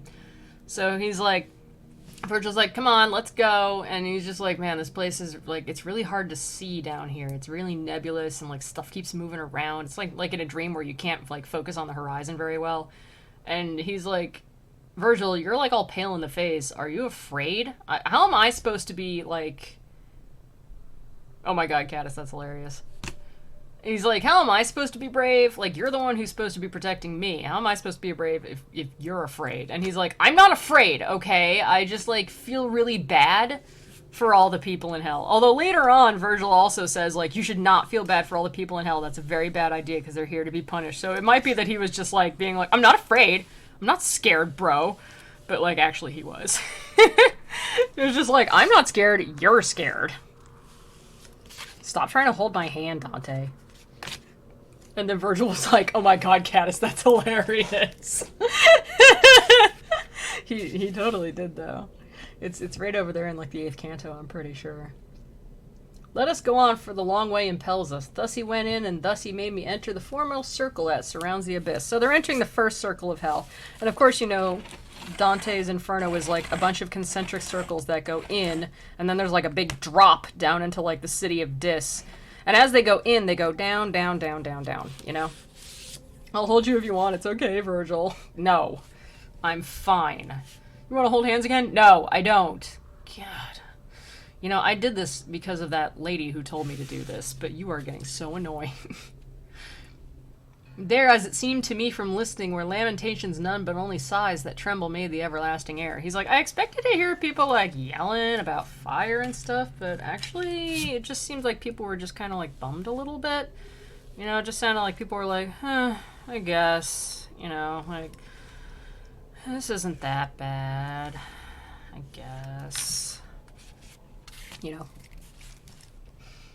And this arose from sorrow without torment, which the crowds had, that many were, and great, of infants and of women and of men. He's like, so, like, people were kind of sad here, and there were a lot of them, but nobody was tormenting them or anything. They seemed okay. Like, they were just kind of like, I guess, you know? And I wasn't really sure why. To me, the master good, thou dost not ask what these spirits are, which thou beholdest. Now will I have thee know, ere thou go further, that they sin not, and if merit they had, 'tis not enough, because they had not baptism, which is the portal of the faith thou holdest. He's like, you're not asking me, like, what these people are. You know, they didn't have a baptism, so they're effed. I'm gonna get some of my adult ice cream. The circle of meh. Yeah, basically. Oh, I'm sorry, Gonzo. That they sinned not, and okay. And if they were before Christianity in the right manner, they adored not God, and among such as these am myself, for such defects and not for other guilt, lost are we, and only so far punished that without hope we live on in desire. So he's like, a lot of these people, they didn't even know about Christianity, because it was before, you know, it was after their time, but that doesn't matter. They still get punished for not worshiping a God they didn't know about. You know, so, yeah, they still get punished anyways, including me. This is where I live. Whatever. You know, like, a little bit unfair. But, you know, Dante is trying to make the point here that, you know, like, even if you're, like, the goodest person in the whole world, and you're, like, the bestest person, and you're, like, flipping Mother Teresa without the mother part, you know, without the religious part, if you don't worship God too, it doesn't matter. You don't get to go to heaven, even if you're like the nicest person in the whole freaking world, which I find very suspect. It's kind of a dick move, but okay. And so he's just like, yeah, unless you know, really believe in God along with also being a nice person, you're screwed. Virgil had to show off his crib to this whiny guy, and he didn't even have a chance to spruce up the place. Yeah, there's people everywhere. People everywhere. Retroactive hell punishment is a bit unfair. Yeah, basically. And that's why he's pale. He's like, oh my god, there's throw pillows everywhere. I didn't even do the dishes. Yeah, they're just kind of like, you don't get to go to heaven. I didn't even know what that was. Yeah, it doesn't matter. Like, you didn't worship Christ. I don't even know who that was. He wasn't even alive. Like, he came after I already died. And they're like, yeah, too bad. They're like, that seems hugely unfair. They're like, look, as like a trade-off here, the place you're going isn't that bad. It's not great, but it's not bad. And so here is where people get confused. They say things like, oh, you know, Christians believe that unbaptized babies go to purgatory. They don't. According to Dante, and like, well, at least in back then during those beliefs, they didn't go to purgatory. They went here. They had no chance of ever attaining, because purgatory is a place where you wait, or like, you know, you atone for some sins, and then maybe you can get into heaven, but you have to wait a while. The babies have no way of ever getting to heaven, because they can't atone. They can't atone for not being baptized. You have to be baptized to go to purgatory.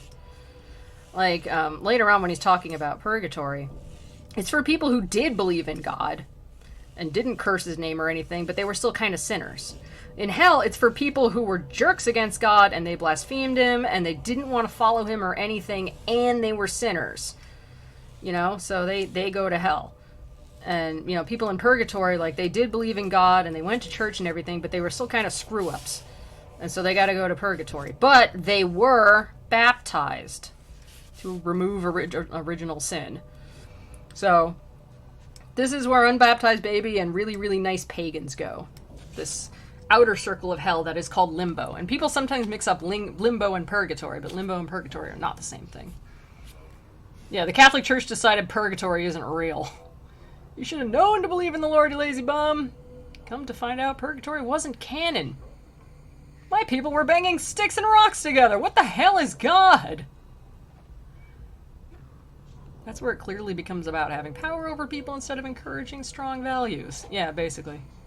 I've had babies. They can be pretty bad. Oh, the girl who trod on a loaf is like the worst story. And then she was crawled all over by flies for like 13 years. It's gross and unclean and it has cooties. You know, according to the Bible hate, it has more cooties if it's born a girl. In fact, the woman who gives birth to a woman, or to a baby that's a girl, is more unclean for a longer time and can't go to church than if she gives birth to a boy. So, miss anything good? Well, we defined the difference between Limbo and Purgatory, Kale, and we found out that Purgatory is hilarious, and the Catholic Church has apparently since been like, no, it turns out it's not canon. It's not part of our canon anymore. It's not real. You know, just because you don't baptize your baby doesn't mean it goes somewhere terrible where it can never access heaven again. But in Dante's version, it cannot. In fact, people who, like, were in the church and believed in God and everything, but, like, sinned, they can go to Purgatory and eventually make their way up to heaven. But babies who weren't baptized never can. So they just stay in limbo in the first circle of hell because, sorry, it's the portal of your faith. If you're not baptized, you're screwed. Although, realize that back in the day, you could have your baby, like, posthumously baptized. You know? You could also buy what the Catholic Church called plenary indulgence, which was, like, the biggest frickin' fraud in the world. My God. It's basically a piece of paper that absolves you of sins. You can buy one for, like, all your sins, or, like, you know, like a discount one that's just for one big sin, or whatever. And it was how the church raised money a lot of times, because the church went through money like, I don't know, like I go through paper towels. A lot. That's not a good analogy, because you don't know how many paper towels I use. I use a lot of paper towels, is my point. Hey, we're in limbo. That's hilarious. Hand over fist. Oh my God, yeah, like that time when, like, the Medicis decided to get a former pirate elected as a cardinal. You know, they paid his election funds and everything so that they could eventually get him made pope, so that they would become, like, God's bankers, as they were called, where they just basically were the bank to the Vatican, and they made stupid amounts of money off of it.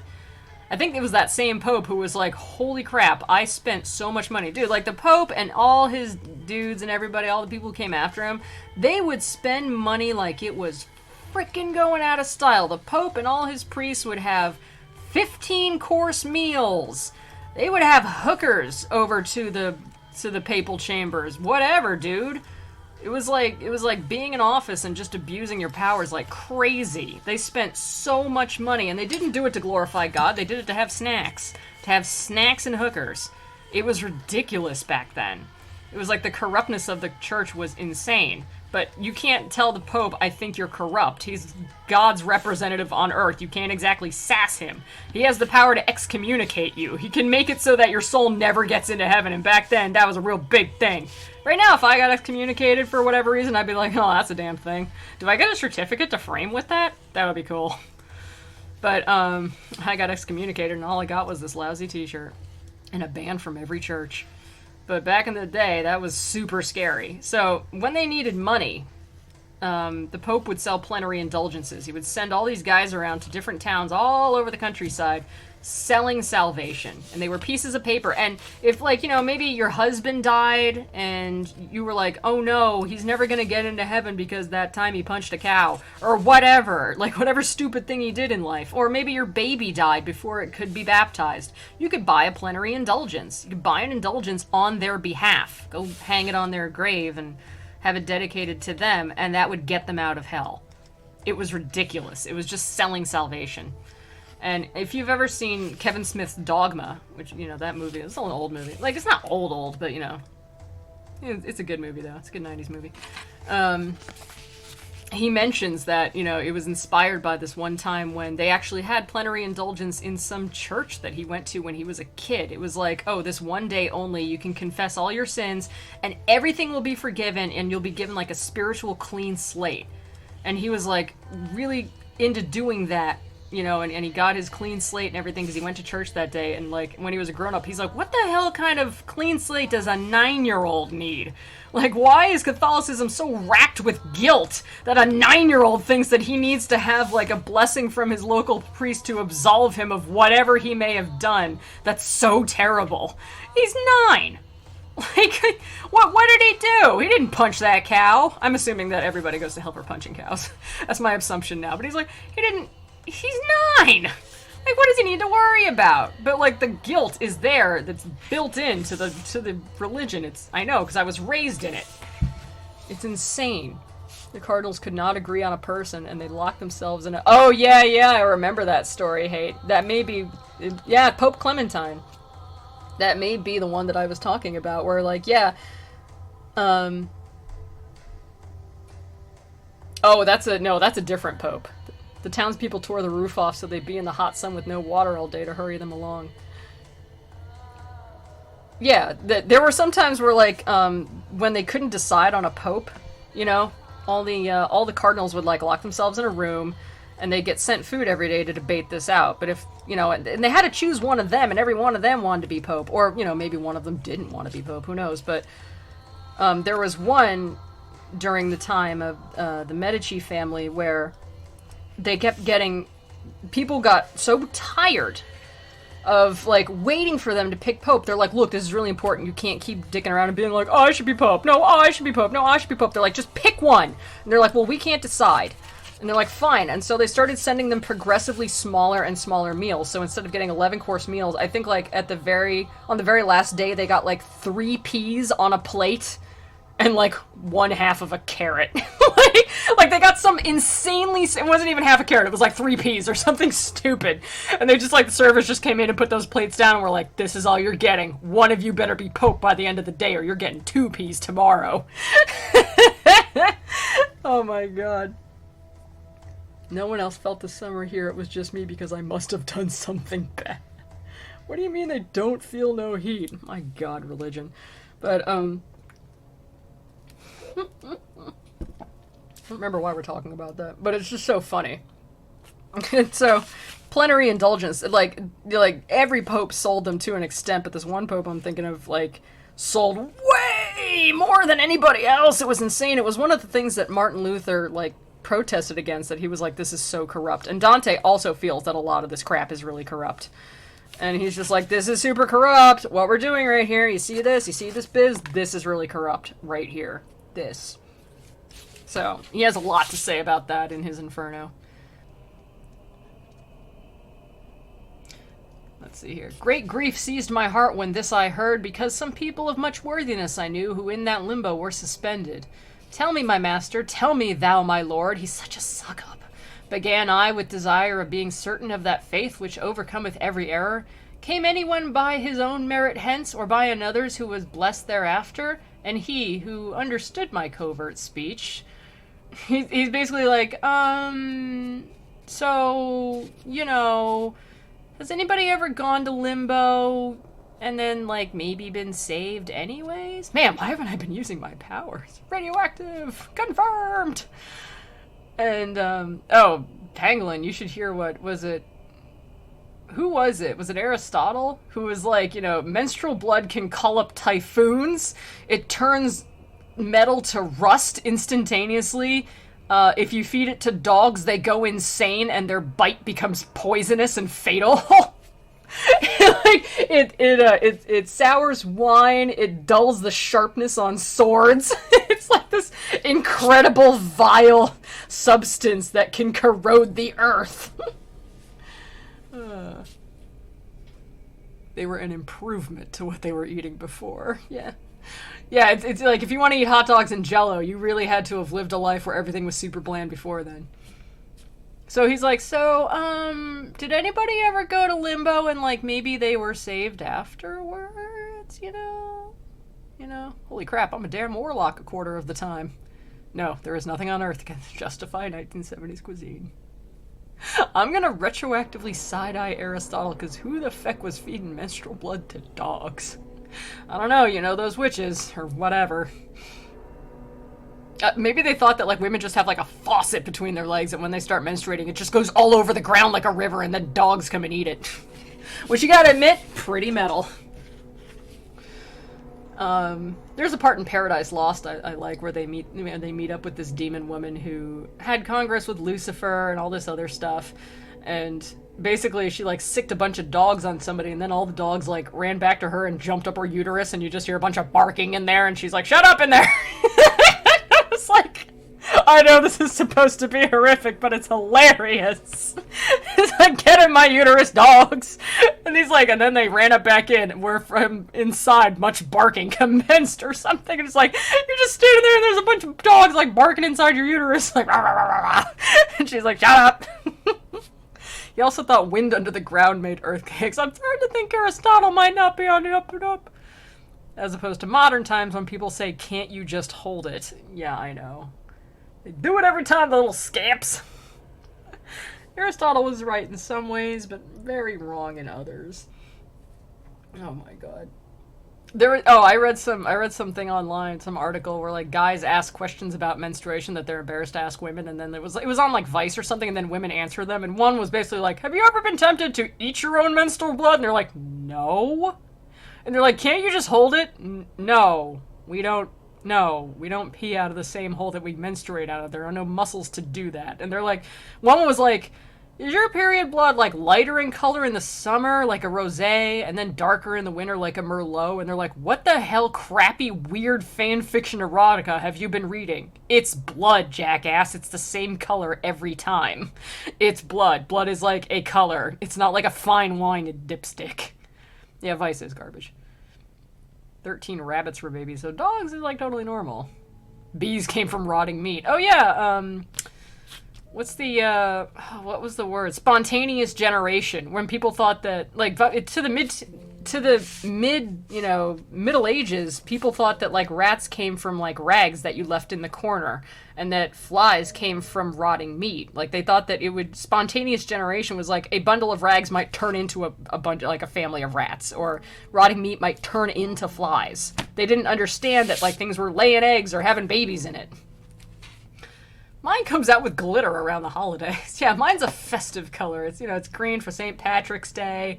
It just explodes out like fireworks on the 4th of July. I can't be in a public restroom when that happens. It's just a disaster.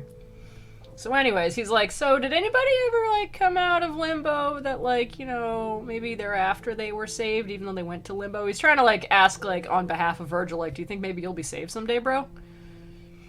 And Virgil says, "I was a novice in this state when I saw hither come a mighty one with sign of victory and coronet."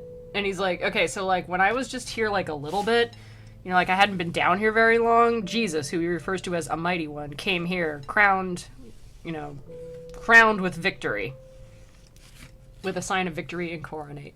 So, crown of victory. Hence he drew forth the shade of the first, and that of his son Abel, and of Noah, and Moses the lawgiver, and the obedient Abraham, patriarch, and David, king, Israel with his father and his children, and Rachel, for whose sake he did so much, and others many, and he made them blessed. And thou must know that earlier than these never were any human spirits saved. So basically, everybody from the Bible that you thought really kind of got a hard rap, you know, like, or you know, were nice and should have been saved, you know, Jesus came down, and that's, you know, part of the harrowing of hell when he died on the cross, and then he came down to hell, and then he, like, took a bunch of people with him, including Adam, but not Eve, apparently, according to Dante. He does not mention that Eve was taken. Rachel was taken, but not Eve. Which, that always got me, where they're just like, well, Eve gave Adam the apple to eat. He just ate it, you know? He's not as much to blame as she is. I'm like, that's like saying, officer, I didn't shoplift this item on my own. Somebody handed it to me and told me to shoplift it. You know, I didn't take it off the shelf. And they're like, oh, well, if you didn't take it off the shelf yourself, you just walked out with it after someone told you to, then, you know, that's okay. You know, like, that's not as bad. Like, you're still wrong, but you're not as wrong as the person who took it off the shelf in the first place. It's like, Adam knew that was the apple. They all knew what it was. And when he got caught, Eve was like, you know what, I own up to it. I took the apple. I know I shouldn't have, but, you know, the snake made it sound really good, and I ate it. And Adam was like, well, Eve told me to. And I was like, oh my god. Seriously. Well, Eve told me to. I want my bro to get out of jail for free. Do me a solid. Name dropper. Yeah, no, he didn't even try to stop her. He knew it was wrong. He knew the rules as much as anybody else, but he was just like, yeah, I'll do it, whatever. And then he immediately was like, it's not my fault, she told me to. Look, early Christians just had to come up with a reason why women were supposed to be inferior. They're just like, look, we gotta come up with a reason. She did it first. There. So he gets out of hell, but she doesn't. She's ridiculous. Whatever, Dante. I guess she's just not as fantastic and glorious as Beatrice. He's writing his story. Beatrice never would have done that. He rewrites, like, you know, the Genesis to be like Beatrice and Adam, and Beatrice is like, no, I'm saving myself for Dante, and also I would never eat this apple. I'm way too sparkly. Also, I'm a unicorn. There is a theory, actually, that original sin is actually Adam's, not Eve's. Original sin is stupid, like, just in general, from a modern point of view. Because it's like, if my dad robbed a bank and went to jail, then when I'm born, do I have to go to jail too? Like, no. Like, I didn't do it. And you're just like, well, everybody you give birth to is also in trouble. It's like, wait, that doesn't seem fair. I didn't do that. Oh, well. So, eat more snacks. So, he brought some people up, but anybody before the Bible, you know, that wasn't mentioned in the Bible, that weren't those specific people, nobody was saved. And it must have kind of sucked for Virgil, because he's like, yeah, I was new in town in Limbo, and, you know, Jesus came down and saved a bunch of people. Not me, though. Like, not me. I didn't do anything wrong, but not me. Yeah, but it's just interesting. It is interesting. We cease not to advance because he spake, but still we're pressing onward through the forest. The forest say I have thick crowded ghosts. He's like, so we were walking through like a big old crowd and still talking.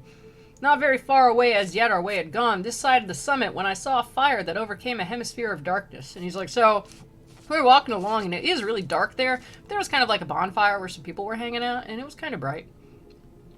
Get thee to the baby jail, post haste. We were a little distant from it still, but not so far that I in part discern not that honorable people held that place. O thou who honorest every art and science, oh my god, such a suck-up, who made these be which such great honor have, that from the fashion of the rest it parts them. He's like, so these look like important people who don't have to go stand in that crowd with everybody else. What are they doing over here? Like, why are they separate from the rest? And Virgil said, the honorable name that sounds of them above there in thy life wins grace in heaven that so advances them. He's like, well, they were famous in life, so they get, like, special treatment in hell. Uh-huh. Oh my god, hell! It's really, really good-looking Virgil there. It's kind of interesting. But he's like, yeah, well, they were famous, so, like, they get, like, slightly better limbo. And I'm like, oh, well, pardon me. Yeah, the VIP lounge. Isn't it weird that the VIP lounge is only for people that Dante seems to like? It's not like for people who advanced in medicine or stuff like that. It was like... Anyways. In the meantime, a voice was heard by me. All honor be to the preeminent poet. His shade returns again that was departed. So people by the bonfire are like, oh, hey, look, it's Virgil. What's up, Virg? Oh, man. Sup, poet? Where did you go? After the voice had ceased and quiet was, 4 mighty shades I saw approaching us. Semblance had they, nor sorrowful nor glad. So he's like, so 4 guys walked up, and they looked really important. They didn't look, like, sad, but they didn't look, like, super happy either. Kinda, the circle of meh, as you say. To say to me began my gracious master, him with that falchion in his hand behold, who comes before the 3 even as their lord. That one is Homer, poet sovereign. He who comes next is Horace, the satirist. The 3rd is Ovid, and the last is Lucan. So he's like, hey, check it out. All the other poets that you super worship, here they are. They all live in limbo. Because to each of these with me applies the name that solitary voice proclaimed, they do me honor, and in that do well. He's like, we're all kind of like, you know, in the same club, because we're all poets. Thus I beheld assemble the fair school of that lord of the song preeminent, who over the others like an eagle soars. When they together had discoursed somewhat, they turned to me with signs of salutation, and on beholding this my master smiled, and more of honor still much more they did me, in that they made me one of their own band, so that the 6th was I mid so much wit. He's like, oh my god, so like, all my favorite heroes from history were here, and they were all in like a little posse, and they totally joined me with their posse, and were like, oh my god, you totally get to hang with us because you're such a good poet, Dante. Oh my god, you should totally join our like super VIP club of like the best poets of all history because you totally deserve it. Oh my god. Oh no, signs of salutations, time for him to go. Oh my god. And they all love you. On Wednesdays we wear pink. It was basically like if I went, I was like, yeah, so I died the other day and had an out-of-body experience, and I got to meet like Hercules and Superman and Batman, and they all thought I was great and should join their super awesome club of strong people. Like, Dante, calm down. This is supposed to be like sort of a story that other people can enjoy, just not you to like mentally jack off to. It's ridiculous. Thus we went on as far as to the light, things saying 'tis becoming to keep silent, as was the saying of them where I was. So he's like, yeah, we were all like talking and hanging out, like bros. Dante is so great. He's just so great. He's so great. He's so full of himself. More foam. Behold me more foam. So, he got to meet all of his, like... And, you know, we may say, like, oh, Ovid and Homer, yeah, I've heard of them. Like, back in the day, and especially, like, when the phrase poet was, like, a big thing. Hey, if somebody says to you now, like, hey, what do you do for a living? I'm a poet. Oh, so do you have, like, a real job? Like, oh, God, are you gonna do slam poetry at me? Please save it for yourself. You know, back in the day, poets were revered. They were, like, the satirists of their time. They were, like Stephen Colbert, you know, or Trevor Noah. They took the issues of the day and satirized them in public poetry and prose, and, you know, in one accord in that fashion. So it was kind of like a big deal. So saying like, oh, I met Homer and Ovid and everybody, like, you know, and they totally wanted me to hang out with them because like we're BFFs now, because they thought I was such a good poet that I should totally hang out with them and be counted as one of their own. That's basically like being like, yeah, I met Batman and like Superman and the Incredible Hulk, Spider-Man, Deadpool, and Iron Man, and they thought I was so great that I should totally be like in their little club of superheroes, and we all became like best friends and exchanged BFF rings. And like, that's how ridiculous. He's like trying to be all humble about it, like, oh, you honor me too much. Oh, go on. Oh, I don't deserve it. And they're like, no, you're so great, Dante. So when I say, like, this is my... Wasn't Virgil, like, 50 when he died? Yeah. And, like, that's why I say this is my favorite fan fiction, because people are like, oh, you're just simplifying. And I'm like, no, it really is. It really is, like, a ridiculous fan fiction. Where he just talks about, like... Everybody I hate is a jerk in hell, and everybody I love thinks I'm, like, the bestest ever. It's just, like, his way of being able to meet all the people from history that he thinks are cool, and they can all be his friends. So it is, like, a fan fiction. He might as well just be like, and then I got to move to Equestria, and I moved to Ponyville, and I became best friends with Twilight Sparkle! And she invited me to live in her castle, because it turns out I can do magic as good as she can, if not better. god. Because I'd never met this guy before. That's the thing. They're not like, ah, Dante, the famous poet. They're just like, oh, Dante, you're a poet? Oh, yeah. You seem, like, amazing. You know, you just seem so great.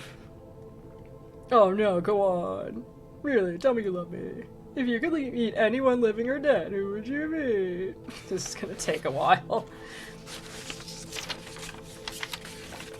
So it's also said later in the story that the people in hell can't see the present, but they can see the future. But as it becomes the present, it becomes foggier and harder to see. So they can only see, like, really important stuff from the future. So the fact that these guys know Dante, he's kind of intimating that, like, in the future, I'm going to be so famous that even the people in hell have heard of me. Because I'm so famous. So even they're like, oh, Dante, yeah, you're gonna be so cool in the future. Like, oh my god, I don't even want to tell you because you'll be so excited.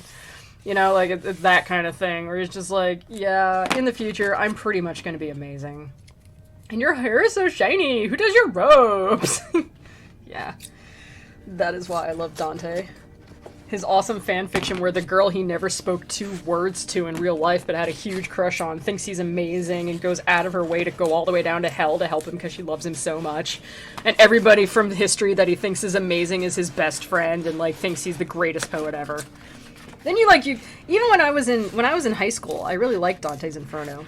And we read it, and people were just kind of like, I'm not kind of like, oh, only I understood this. A lot of other people in the class did understand it. One of my friends thought it was great, too. Like, we were kind of obsessed with it. But other people were just kind of like, this is one of those thee and thou kind of books, you know, and it's sort of about religion, but it's, like, harder to read than The Crucible, which we also had to read. And my teacher was like, no, seriously, but he didn't really have the word for fan fiction back then. This was before the internet. And, well, no, I think the internet had just come out the year before, and we had, like, one computer that you had to sign into to use the fabled internet in the library, and nobody really had the internet in their homes yet. I think my friend Noelle had it. She had AOL dial-up, and I was like, this is the future. Look at this. Modem noises. Takes 5 minutes to get online. You know, 1,000 hours free for 45 days. This is incredible. But yeah, but even then, I thought it was a really great story, because, like, the way my teacher told it, I was just like, so he's just kind of, like, talking up how great he is and getting revenge on everybody he doesn't like. Well, I mean, he wasn't wrong about that one. I'm kind of a big deal in 30 years. He wasn't, though. Here's the thing, Hate. He's not as famous. I mean, he's Dante because everybody knows Dante's Inferno, but in the situation of, like, famous poets and everything, he's nowhere on the level of Homer or Ovid, or anybody like that. He's known for Dante's Inferno. So, but since he's a little bit more recent, and he wrote something a little bit more salacious than maybe they did, it's just more modern people have to read him. Until you get to college, then you gotta read the other guys. Our home Juno account and Netscape Navigator. Ah, Netscape Navigator. So, anyways, we came unto a noble castle's foot, 7 times encompassed with lofty walls, defended round by a fair rivulet. This we passed over even as firm ground. Through portal 7 I entered with these. We came to a meadow of fresh verdure. So it's like we came to a castle, it had 7 walls around it, I guess to keep out the riffraff, and it was surrounded by a nice little river, and we just walked right over the river like we were magic. We went inside, and there was like a nice outdoor meadow inside, you know? It's like a nice grassy meadow inside the castle.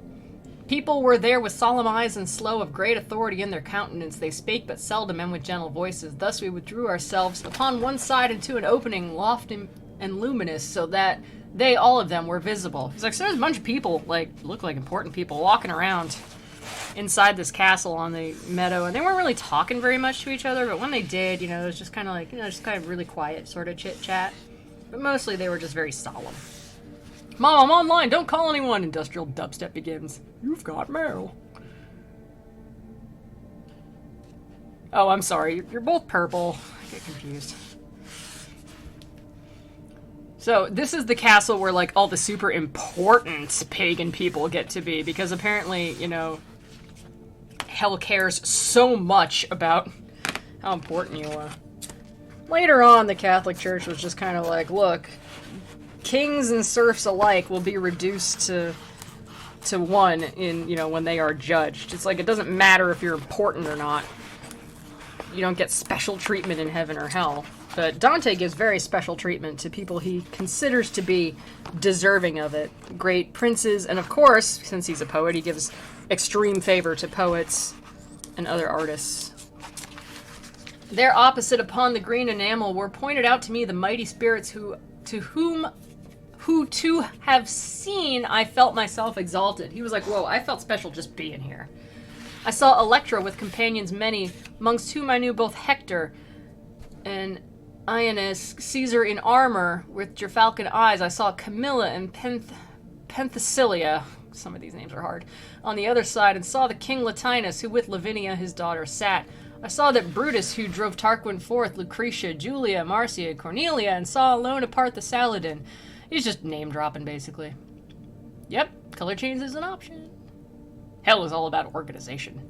And here we have our free-range pagans. Never corn-fed, only grass-fed. When I had lifted up my brows a little, the master I beheld of those who know sat with his philosophic family. All gaze upon him and all do him honor. There I beheld both Socrates and Plato, who nearer to him before the others stand.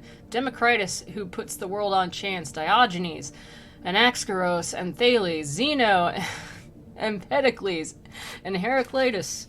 All of qualities I saw the good collector, high Dioscorides, and Orpheus saw I, and Tully, and Livy, and moral Seneca, Euclid, geometrician, and Ptolemy, Galen, Hippocrates. Just name drop who the great comment made. I cannot all in them portray in full, because so drives me onward the long theme that many times the word comes short of fact. He's like, there's too many people to tell here, but there's a lot of really famous pagans here, everybody you've heard of, all the people who I think are worthy of not burning in hell, that sort of thing. Jerk off motion, basically. Not to name drop or anything, but I met all these people. Socrates, Plato. Dude, back then, him saying that he met Socrates and Plato is if I basically said that I met, like, I don't know, Einstein, Edison, Tesla, Cleopatra, like, all, like, Henry VIII, whatever, like, all sorts of name-dropping going on there. Dropping his book while Virgil ollies out on a skateboard. Basically.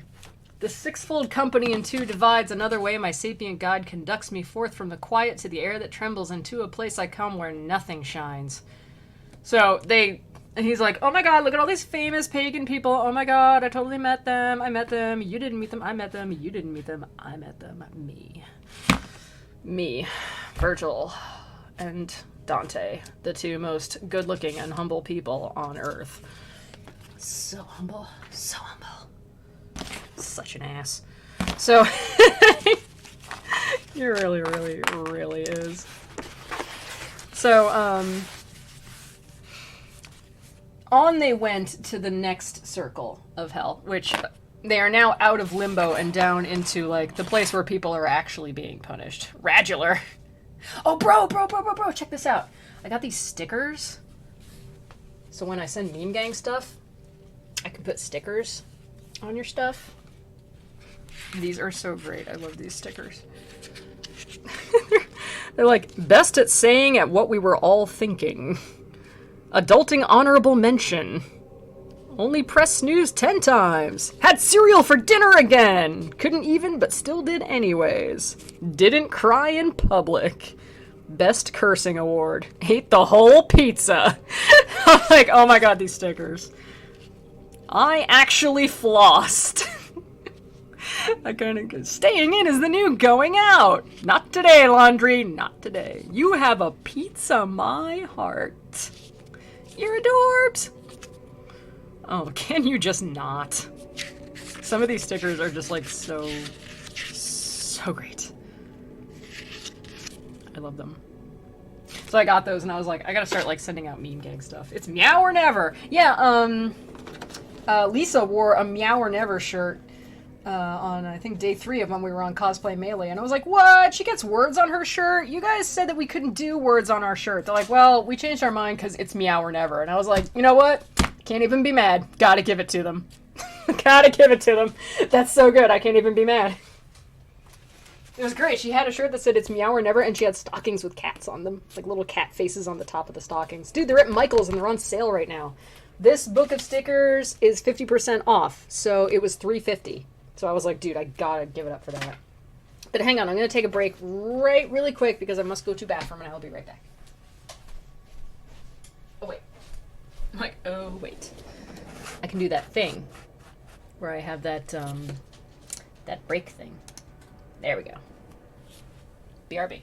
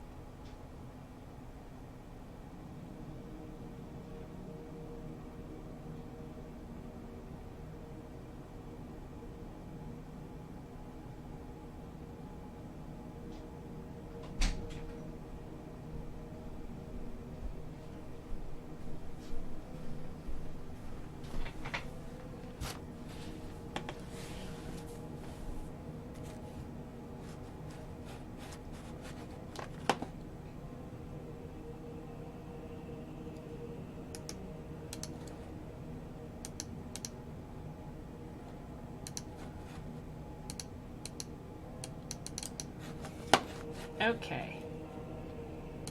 Boop. Oh my god, mouse, can you not? There we go. This is where I'm keeping my Attack on Titan con. Yeah, I like to think that, like, Dante's got this sticker book. This awesome sticker book. Where he's just like, he just leans over and hands Virgil, like, "You have a pizza, my heart." And Virgil looks at him and he just takes out the sticker and hands him back, like, "Can you just not? Can you just not? Please." Gotta wash the con funk out. Ooh, the con funk. Alright, so where do we leave off? Okay, Canto 5, where they're actually getting into everybody's suffering kind of parts of hell, you know? Not the everybody's an exalted pagan, especially all those awesome poets of which I am one. Thus descended out of the first circle down to the second, that less space begirds, and so much greater dole that goes to wailing. So he's like, so, you know, we went into the second circle. Since it's inside the first circle, it's a tiny bit smaller, but is a hell of a lot worse. There standeth Minos horribly, and snarls, examines the transgressions at the entrance, judges, and sends according as he girds him. So, King Minos, this horrible beast-like creature of a man who stands at the entrance of hell and judges all the non-nice pagan souls, and sends them accordingly down to whichever circle of hell they belong. I say that when the spirit evil-born cometh before him wholly it confesses, and this discriminator of transgressions seeth what place in hell is meet for it, girds himself with his tail as many times as grades he wishes it should be thrust down. Always before him many of them stand, they go by turns, each one unto the judgment, they speak and hear, and then are downward hurled. So he's like a big scary monster king. And he's like, I'm gonna see what these guys are doing. Man, what a bunch of bad people who came down here. You bad people. And he's got a big long tail. And he's like, well, you're going to the third circle of hell. Reserved for whatever people in the third circle of hell. I forget. Was it miserliness? I forget. Or was it greed? I forget. But he's going to the third circle of hell, and so he, instead of saying anything, just wraps his tail around himself 3 times to indicate which place they should go, and then they go through hell's comical trapdoor, I guess. Like, oh snap, I guess I should have believed in Jesus! And I'm supposed to be drawing a pattern here, but of course I'm drawing stupid pictures instead. Where's his roller skate? I'll tell you where his roller skate is. It's right here. Yeah, this is Snake Chief's new whip. I got it in a Kinder toy. Ghost ride the skate. Alright, no more drawings. I got other stuff to do. So, where did my pen go? So that's what King Minos does. And when people come before him to be judged, they are unable to hide, the truth. So they're kind of like compelled to immediately tell him what they did and how they transgressed. And then he releases the hounds. Oh man. O thou that to this dolorous hostelry comest, said Minos to me when he saw me, leaving the practice of so great an office. He came over and was like, hey, you, what are you doing here in the doorway? Look how thou enterest, and in whom thou trustest. Let not the portal's amplitude deceive thee. And unto him my guide, why criest thou too? Do not impede his journey fate ordained. It is so willed there where is power to that which is willed. Oh my god, just say heaven. Just say God. And ask no further question. It's just like, it is so willed there where power is to that which is willed. He's just like, you know what? It was decided in that place where things like this can be decided. Just say heaven, okay? You can say it. I didn't expect those sick wheels. No, I got, they're like dumb little finger skates or something. I opened up my Kinder toy and they're like little rad rollerblades. They have little wings on the side, which is kind of rad, and they have these little. You put them on your fingers. They even come with little paper road cones for obstacle courses. An obstacle course of 2 paper road cones. Boop, boop, boop. I don't care much for that, but the skates themselves are pretty banging, and I think Snake Chief would absolutely roll around in these. That's a pretty good toy. They're playing Taboo. Yeah, they are playing Taboo, basically, because he's like, whenever he goes into hell, he can't say, Jesus or God or heaven. He kind of, plays this ridiculous wordplay, where he's just like, it was willed in that place where stuff like this can be willed. And they're like, do you mean heaven said he could come in? Just say that. So Minos is like, okay, look where you go in this place and who you trust, because you can't really trust anybody down here, because it's hell. And it's really dangerous. And now began the dolesome. He keeps using dole and dolesome and dolest, and it's like, we get it. It's dour, whatever. And now begin the dolesome notes to grow audible unto me, and now I am come that where much lamentation strikes upon me. So he's like, and now I start to really hear where people are yelling in pain. It's like traveling through North Korea. Yeah. This was a creative writing assignment, and Dante is trying to hit his word count. You know what he's doing? He's intertextualizing the space between writing about God and writing about nothing. He's intertextualizing. That's a joke. I came into a place mute of all light, which bellows as the sea does in a tempest, if by opposing winds it is combated. The infernal hurricane that never rests hurtles the spirits onwards in its rapine, whirling them round and smiting it molests them. When they arrive before the precipice, there are the shrieks, the plaints, and the laments. There they blaspheme the puissance divine. He kept his Bible in his lap while he wrote this. He didn't actually read it, but he did consult it. So he's like, okay, so there's like a really dark place where there's like no light, and there's this big hurricane, or like a tornado. I mean, it's like a tornado that's just spinning everybody around, and they're shrieking, and it never lets them down. And there's like a big precipice, like a cliff that me and my best friend Virgil, we're totally gonna hang out after this, walked up, and everybody's in the hurricane, and they're all spinning around like, oh god, and they keep getting smacked into the walls and smacked into the precipice and smacked into each other, and it hurts a lot, but it won't let them down. I understood that unto such a torment the carnal malefactors were condemned, who reason subjugate to appetite. He's like, so I understood that here is where the lustful carnal sinners go, who could not be subject to their reason in life. Reason was subject to their appetites. So they're like, I know I'm a senator who campaigns against homosexual marriage, but I'm going to go cheat on my wife with this male stripper. There can't possibly be any consequences. Even if there are, it's worth it. Where can I buy this on tape? It was loud and windy. Yeah. I know, right, Hap?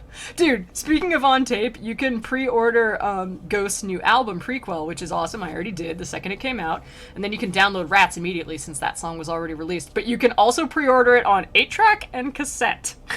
Because they are so awesome. I want to get the cassette just to be able to buy a cassette in this, the year of our Lord, 2018. In 30 years, you'll be like, Super Toad's famous. This is like if I wrote about hanging out with Hunter Thompson. Plug. I'm just saying, like, you can buy it on cassette. And I was like, I don't want to spend $10 on this because I'm trying to cut back on frivolous spending. And my brain is telling me this is not frivolous spending, and I absolutely need a format I can't even play of music that I love when I've already ordered their album, but I'm not gonna do it.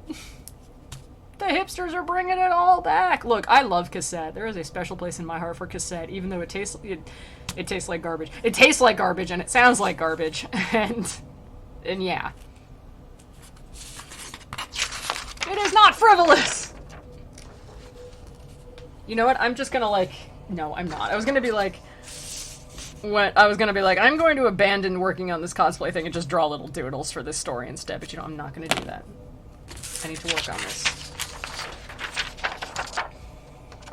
And as the wings of starlings bear them on in the cold season in large band and full, so doth the blast the spirits maledict. It hither, thither, downward, upward drives them. No hope doth comfort them forevermore, not of repose, but even of lesser pain.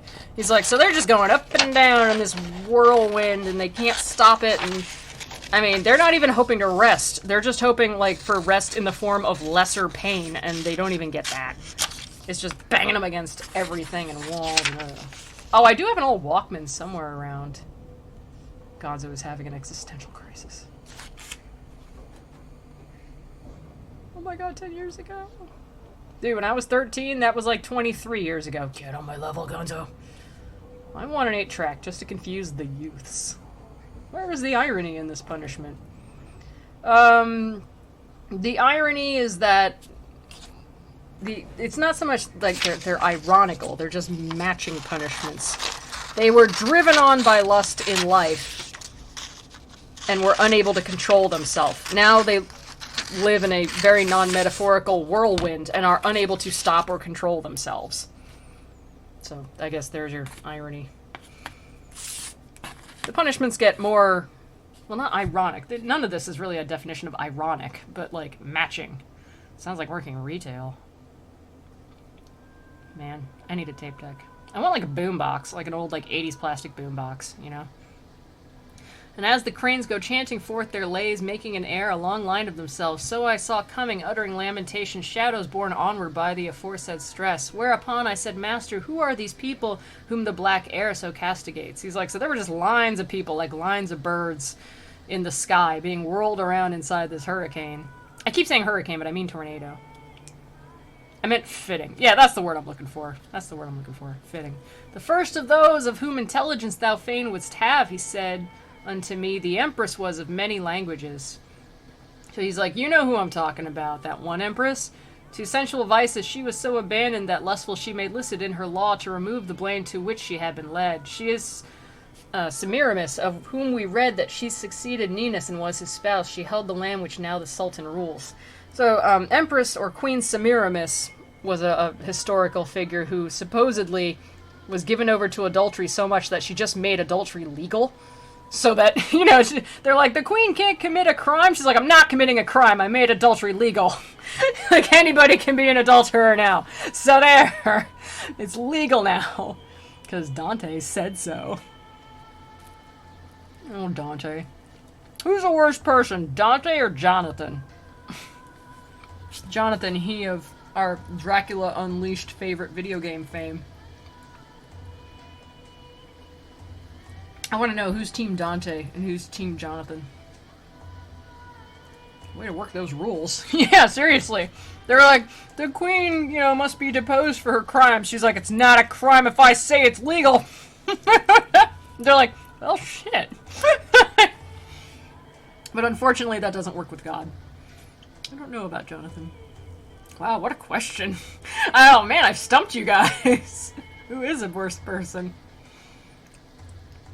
Semiramis was a good person in some stories. Here's the thing. Cleopatra was a good person in some stories, and a good ruler. But, you know, and like, you know, Catherine of Russia was a good person and a good ruler in some stories. But to those cities and states who hated her, or hated them, really the only, like, and you'll notice that in all of those women I've just mentioned, and many more, the curse against them is always like, well, they were huge sluts!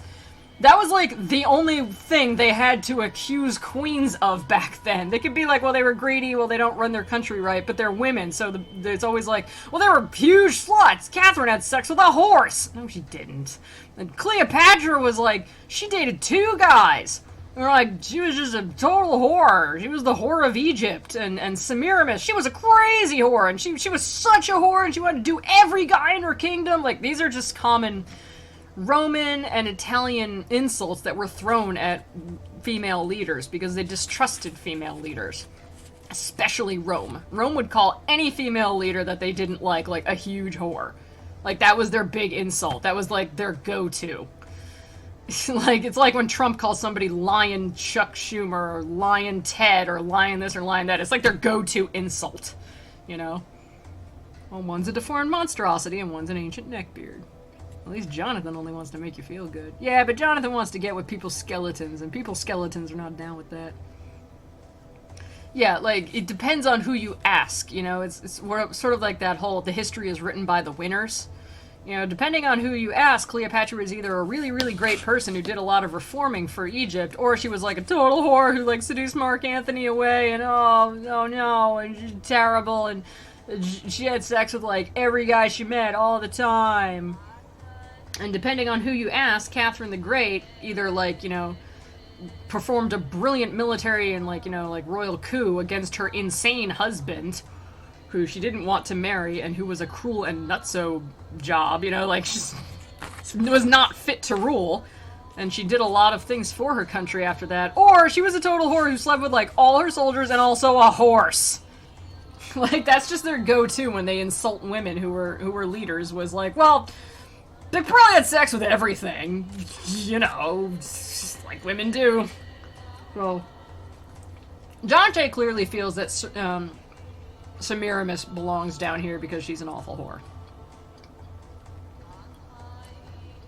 I like to believe in the lean-in movement. They did both great deeds and slept with everyone. You can have it all, girl! Live your best life. So, anyways, so that's Semiramis. The next is she who killed herself for love and broke faith with the ashes of Sichaeus. Then Cleopatra the voluptuous. Of course he put Cleopatra in here too. Helen I saw, for whom so many ruthless seasons revolved, and saw the great Achilles, who at the last hour combated with love. Paris I saw, Tristan, and more than 1,000 shades did he name and point out with his finger, whom love had separated from our life. So Virgil's just standing there and pointing up to literally more than 1,000 people and be like, yeah, there's Tim, and there's Becky. Hi, Becky. Sorry, you're in hell. And there's David. You remember David. Yeah, he was kind of an ass. And there's Julie. You remember Julie, you remember all the stories about Julie. Well, here's where she ended up. And, you know, there's Bob. You don't probably know him, but, you know, he's down here. You know, and he just has to listen to that for like 1,000 of them. Helen, like, didn't even do anything. Caddis, Helen belongs here because, reasons. No, Helen didn't do anything. But you will notice that when women inspire men to do stupid crap out of lust, it's always their fault. Well, she tempted me. Well, she was really beautiful, and I had to launch a war. I mean, it's her fault for being pretty. You don't even go to this school. You know. But also Dante claims that people who belong in this, this whirlwind weren't just like super mega, you know, whores or anything who slept around way too much. They also belong in here because they valued love over God. You're supposed to love God more than anybody. Even your wife, even your husband, even your boyfriend, even anybody. Even whoever you love more than life itself, you're supposed to love God more. Otherwise, you're worshiping the other person instead of him. God is very insecure, and you have to love him the most. Otherwise, you end up here.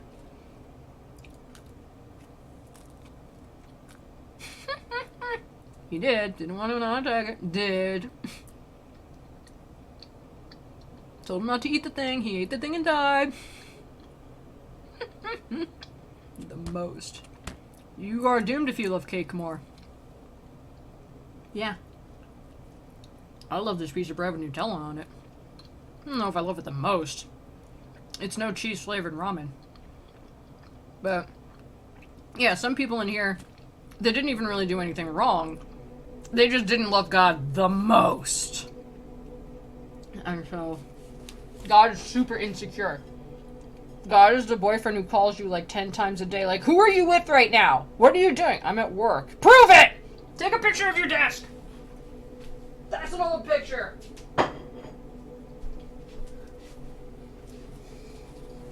That's like cake. It is. It's basically frosting on bread. It's like cake.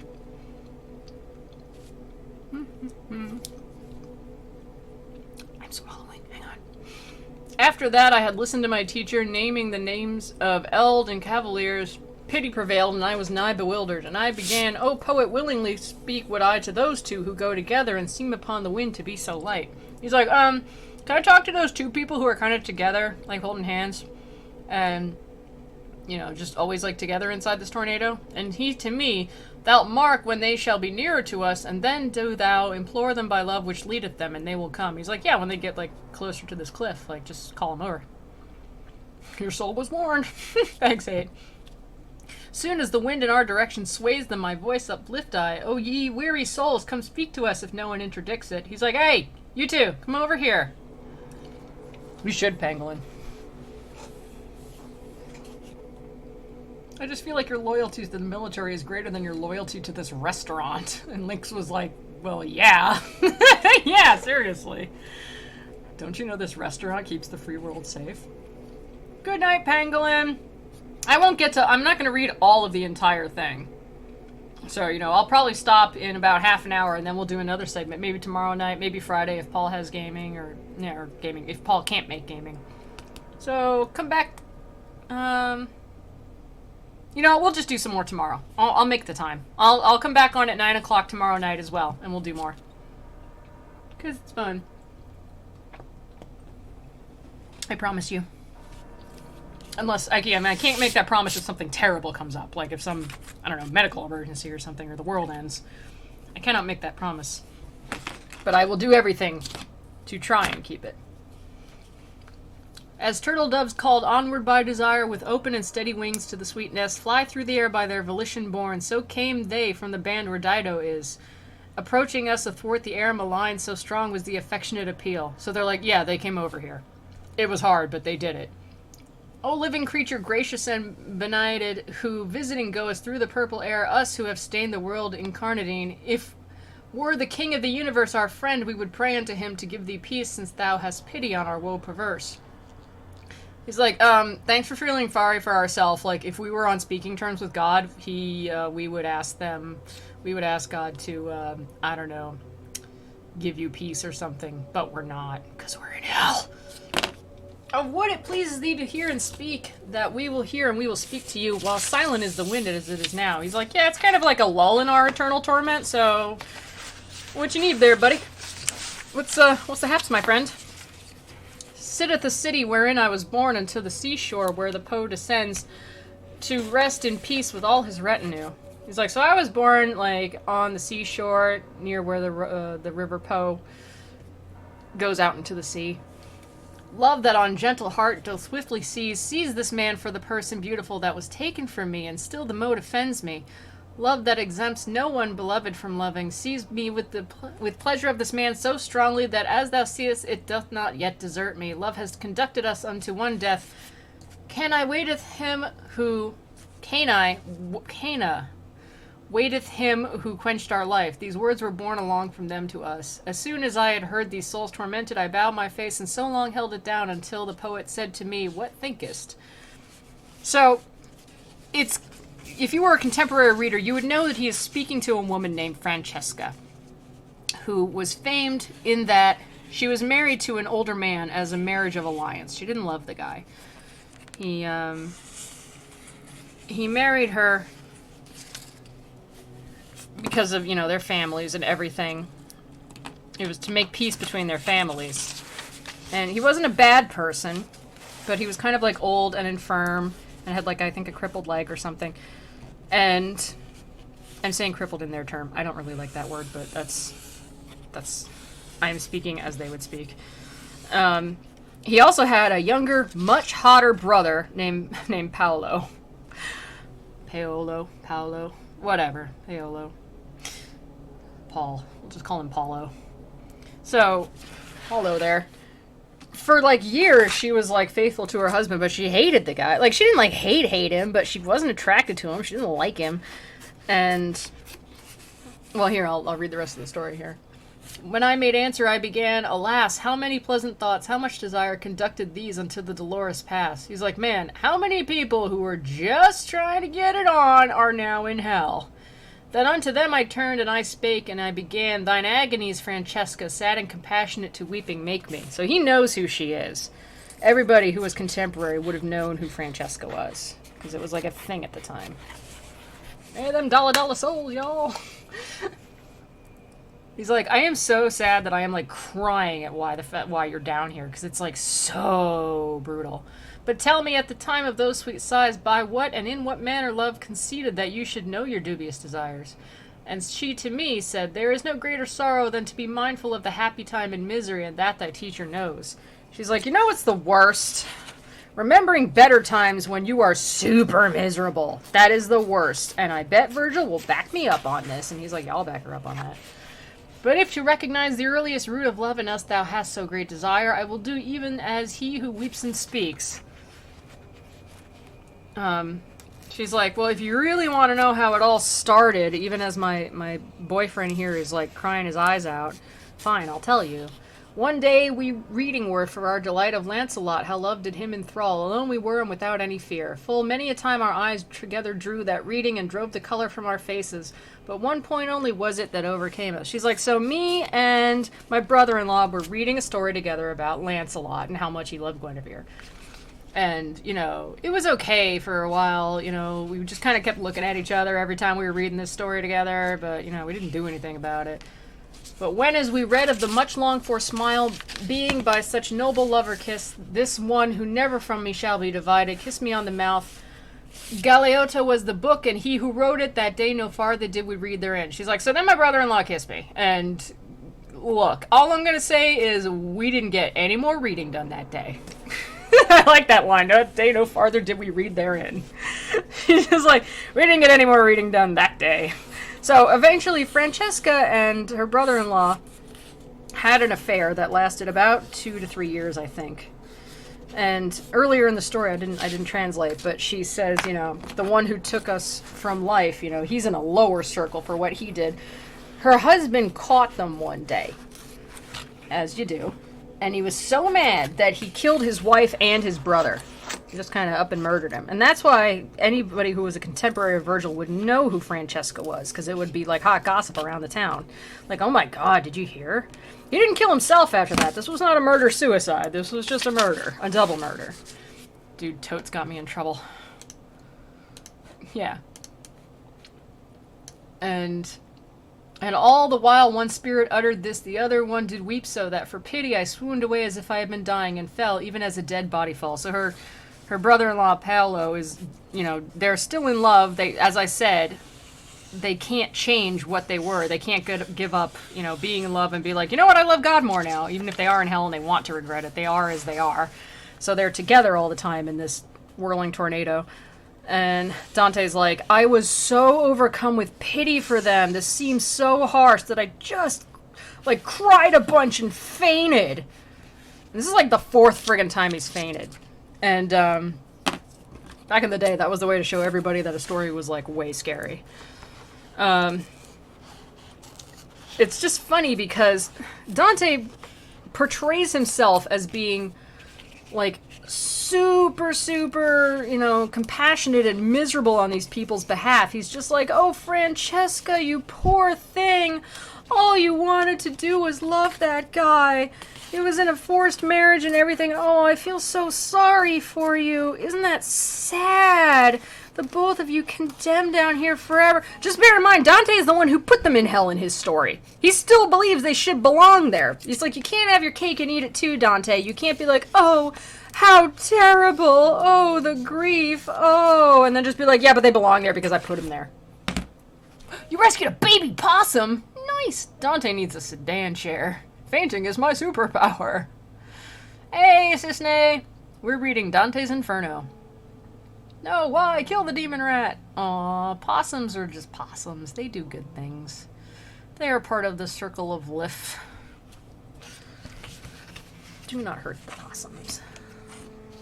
They're weird looking, but, you know. I have a picture of, like, this crazy looking, like, possum, and it just says, let's eat trash and get hit by a car. I think I use that as, like, my live journal icon for, like, the longest time or something. Let's eat trash and get hit by a car. So he fainted away again into the arms of Virgil, who was probably dropped him by that time. He was probably just, like, so sick of this. At the return of consciousness, he's like, when I woke up for the 5th time, that closed before the pity of these two relations. He's like, I felt so sorry for them. Not sorry enough to not put them in hell in my story, but, you know, pretty sorry. Which utterly with sadness had confused me. Yeah, he's just like, I was so confused as to why these two beautiful people were condemned to hell. And it's like, dude, it's your story. You know? Like, it's your story. Possum tried to eat my cat. I will not forgive. Okay, that's funny. I want to see this picture. Let me see this. Oh no! I cannot see it. Post it on Imager, please. New torments I beheld, and new tormented around me, whichsoever way I move and whichsoever way I turn and gaze. He's like, so I woke up and I was in another crappy circle of hell. So he is in the circle of the gluttonous. So these three circles after Limbo, the first 3 circles are the circles of, and don't laugh, but go ahead and laugh, the circles of the incontinence. And not the circles of, I have to pee really bad. Incontinence being literally like, I can't hold back. You know, like the people in the circle of, like, carnal lust, they couldn't hold back from following, you know, their lustful intentions. The people in the circle of gluttony couldn't hold back from stuffing their faces all the time and making food a sort of a source of worship instead of God. That sort of thing. As we go lower and lower down, like, Dante places them higher because he doesn't see them as bad a sin as, like, other things where you, like, deliberately try to hurt other people or you deliberately try to blaspheme God. If you're just kind of like, I can't help it, I just eat and eat, you know, like, that's not as bad as, say, you know, being a heretic. So, in the 3rd circle am I of the rain, eternal, maledict, and cold and heavy. Its law and quality are never new. So he's like, I'm in like a really gross place. And it's raining slush, and the ground is gross and cold slush and muck and like ickiness and mud. It's not great. Huge hail and water somber-hued, and snow athwart the tenebrous air poured down amain. Noisome the earth is that receiveth this. So it's like, it's raining slush, and like, not slush like, oh, I'm gonna have to shovel this up. It's really gross slush. It's not just like regular rain, it's just grody. Well, Caddis. Yeah, that's fair. I knew you were gonna say that, Caddis. Anyways. You should have been like, remember that time you peed on your hand? Yeah, I did it to piss off God. Oh, great. Well, now you're going to the next 3 circles. Damn. What's funny is, Cleopatra was in the first circle of the lustful, but she also committed suicide, which is also a sin. And Dante seems to say that you get punished in hell for things that were sinful in your time. Basically, it wasn't a sin when she was alive to commit suicide, even though in Dante's time, it is. You know, and there's even a forest of suicides inside Dante's hell. But she isn't committed to that lower, like, worse sin, because it wasn't a sin where she came from. It was, you know, she wasn't really breaking the law, sort of. People are only judged according to the ideas of their time, it seems to be, in Dante's imagining of this. So she got stuck up with the lustful because adultery was a crime back in her day, but suicide was not. Yeah, that's fair. Dang it. So, Caddis, if you peed on your hand specifically to piss off God, you would not end up in the upper circles. You would end up at, well, I don't know. It depends on whether or not, I guess, you personally consider pissing off God to be a crime, or if you consider peeing on your hand to be a crime. I'm not getting into this. You get into it. Anyways. Cerberus, monster cruel and uncouth, with his 3 gullets like a dog, is barking over the people that are there submerged. Red eyes he has, an unctuous beard and black, and belly large, and armed with claws his hands, he rends the spirits, flays and quarters them. So Cerberus, the 3-headed dog, is just chasing down everybody who's just wallowing in the mud and flopping around, and he keeps biting them and trying to eat them and tossing them around. Being a dog, everybody is a chew toy for Cerberus in the gross pig mire. The confusion about where the wrathful go. The wrathful have a very specific place. Is it the lake of blood, or was it what that field of being beaten by sticks? Alright. Howl the rain maketh like them unto dogs. One side they make a shelter for the other. Oft turn themselves the wretched reprobates. They're like, we can't get away from the fact that it's raining garbagey slush on us, and we can't get away from this big angry dog. We try, but we can't. Oh, I see a picture. I want to see this possum baby. Aww, it's so cute! Look how cute it is, you guys. Look, look, look. Look. It's so cute. What a little boo-boo. Aww, he's a little boo. I like him. I like him, and I'm upvoting him. I'm giving him a heart. Aw, how can you be mad at him? Look at his little toes. He's like, I'm so scared. I just want to eat garbage. I'm so scared. Why? Why? Why you gotta scare little possum buddy? Small baby! See, he's not a garbage rat. He's a little boo. He's a little boo. Look at him. He's like, someday I will grow into a terrible garbage baby, but that day is not today. I'm a little fluff pig. I'm a little fluff pig.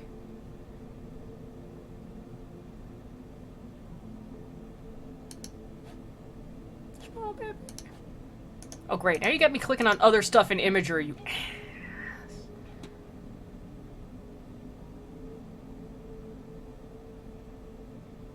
Oh, no.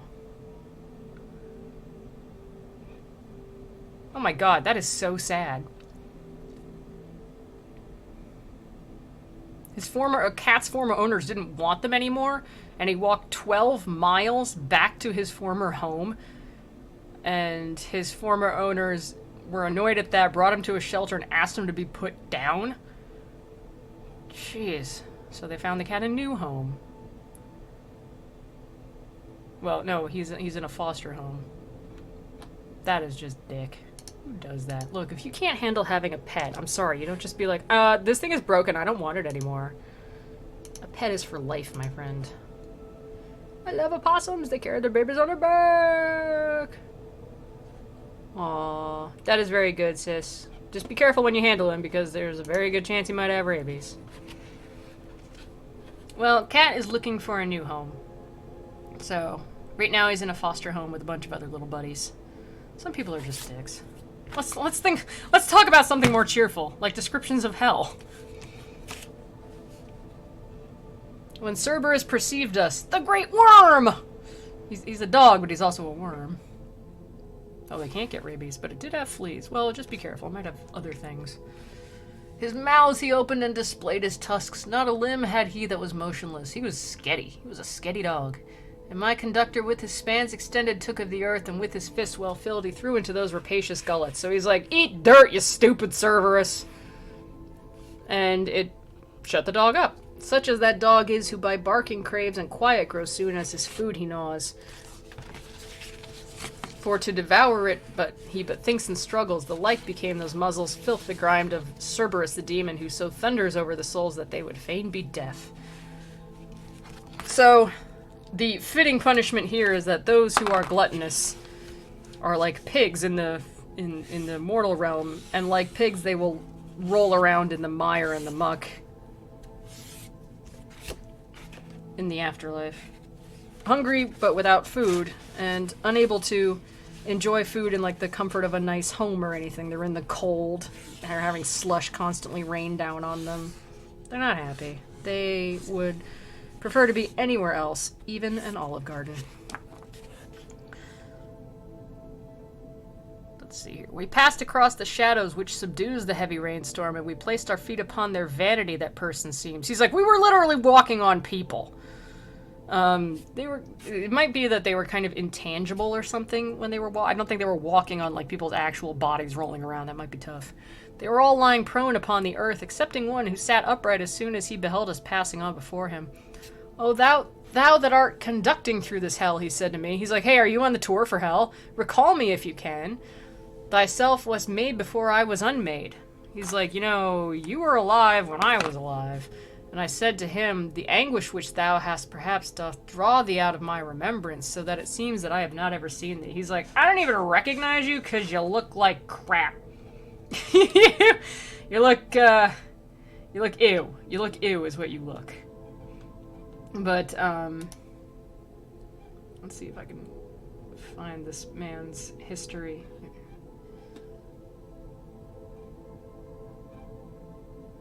Wait. Sorry, I'm trying to find this guy's history. Yeah. Oh wait, no, he has his name. Never mind, he mentions him in the poem. So he's like, you look so terrible, I don't even know who you are. Like, did we really know each other? But tell me who thou art, that in so doleful a place art put, and in such punishment, if some are greater, none is so displeasing. He's like, man, this is a really crappy punishment. I'm sure that some are worse punishments, but this one is the grossest one I've seen yet. And he to me, thy city which is full of envy, so that now the sack runs over, held me within it in the life serene. He's like, dude, I used to live in Florence. Your citizens were wont to call me, C-I-A-C-C-O. Siaco? Siaco? I'm gonna call him Siaco. I don't know any Italian, so I'm having a difficult time with these names. I've only ever seen them in print. For the pernicious sin of gluttony, as thou seest, am hattered by this rain, and I, sad soul, am not the only one, for all these suffer the like penalty for the like sin, and word no more he spake thee. He's like, yo, I'm Siaco, you remember me? Everybody here feels like crap. I answered him, Siaco, thy wretchedness weighs on me so that it to weep invites me, but tell me if thou knowest to what shall come the citizens of the divided city, if any there be just, and the occasion tell me why so much discord has assailed it. He's like, man, I feel really bad for you and everything, but anyways, about Florence. Like, do you know what might come of Florence? It's weird that before he finds out that the spirits can see the future, in hell. He's already asking for predictions from this guy. Maybe he feels like, you know, with your great political ideas, maybe you can tell me. He's like, yeah, you look terrible. But anyways, about Florence, can you make a prediction about it? Chaco or Jack? Okay, Chaco. Why not? Or Jack. Let's call him Jack then. And he to me, they after long contention will come to bloodshed, and the rustic party will drive the other out with much offense. Then afterwards behoves it one this one fall within 3 suns, and rise again the other by force of him who is now on the coast. So he's basically foretelling a sort of like war within Florence that defeats one party and expels it in exile. So, high will it hold its forehead a long while, keeping the other under heavy burdens, however it weeps thereat and is indignant. So they're like, yeah, one ruling party is gonna throw the other out and keep it in exile even though it's pissed off. The just are two and are not understood there. Envy and arrogance and avarice are the 3 sparks that have all hearts enkindled. He's like, man, Florence is going through a bunch of crap. Here ended he his tearful utterance, and I to him, I wish thee still to teach me and make a gift to me of further speech. He's like, yeah, but no, seriously, go on. Farinata and Tagahio, oh god, I can't do these names, once so worthy, Jacopo Rusticucci, Arrigo and Mosca, and others who on good deeds set their thoughts, say where they are. He's like, okay, so like, there were other like good people from Florence. Are they down here? And like, can I talk to them? For great desire constraineth me to learn if heaven doth sweeten them or hell in venom. He's like, did they end up here or like somewhere better? And Chaco says, they are among the blacker souls. A different sin downweighs them to the bottom. If thou so far descendest, thou can see them. But when thou art again in the sweet world, I pray thee to the mind of others bring me. No more I tell thee, and no more I answer. He's like, yeah, all the people you mentioned who you claim are like pretty good people, they're all down here, but way down below me. Anyways, when you get back to Earth, can you, like, tell people about me? I'm not gonna say anything more.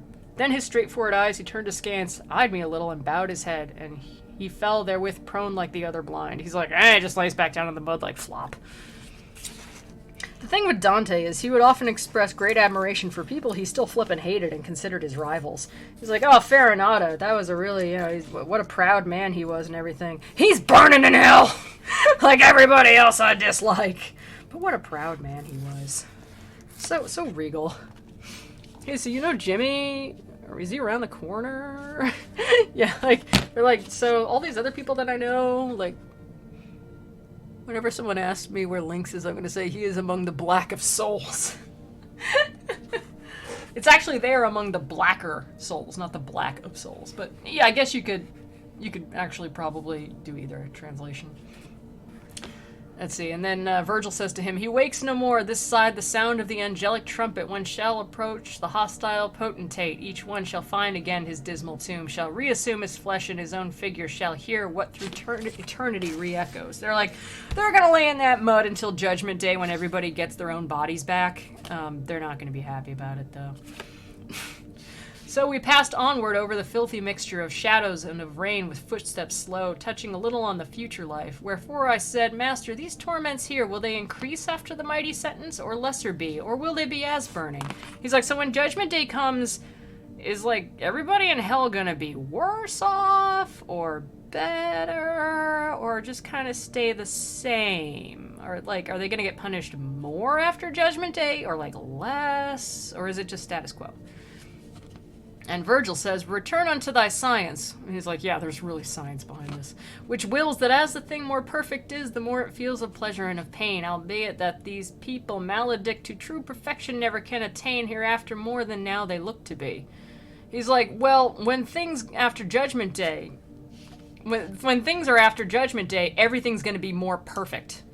You know, like heaven's going to be more perfect, everybody's going to be more perfect. But what that doesn't mean perfect, like everything's going to be great. What that means is it's going to be more of what it should be. Like an imperfect torture is one where like it only tortures you a little bit. Because like the whole point of torture is to torture you and make you very unhappy. An imperfect torture would mean that it only kind of inconvenienced you. It's not like a really good torture. It's like an Iron Maiden with only like 2 spikes inside. Or like, and they're all like not really aimed at you. They only just kind of hurt a little bit. A perfect torture would be like, it's really horrible. This is the perfect torture. It's the worst. So he's like, things become more perfect, and so everything in hell shall become more perfect. And since hell is all about tormenting and torturing people, it's just gonna get worse. So there.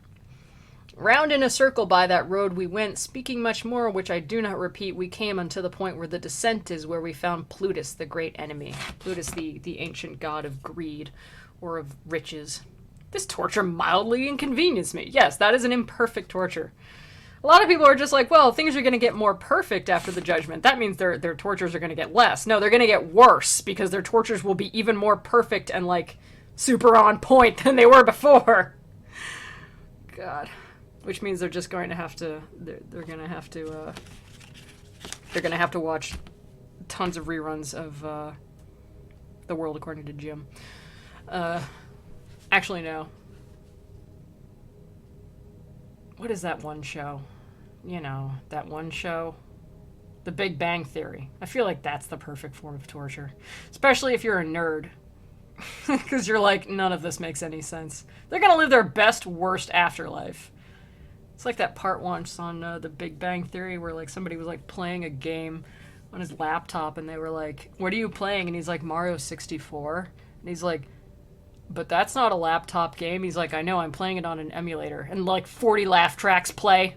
And it's like, because, like, what the hell is an emulator? It's just like, that wasn't even a joke. It's an emulator. Yeah, I'm playing a game on an emulator. Why is that funny? Oh my god, that show's the worst. Anyways. I will not diss anybody who enjoys that show. I simply do not. Canto 7, they meet Plutus, the god of wealth. Of the false and lying gods, you know, in the before time. And he says, Pape, Satan, Alepe. Thus Plutus with his clucking voice began, and that benignant sage, who all things knew, said to encourage me, let not thy fear harm thee, for any power that he may have shall not prevent thy going down this crag.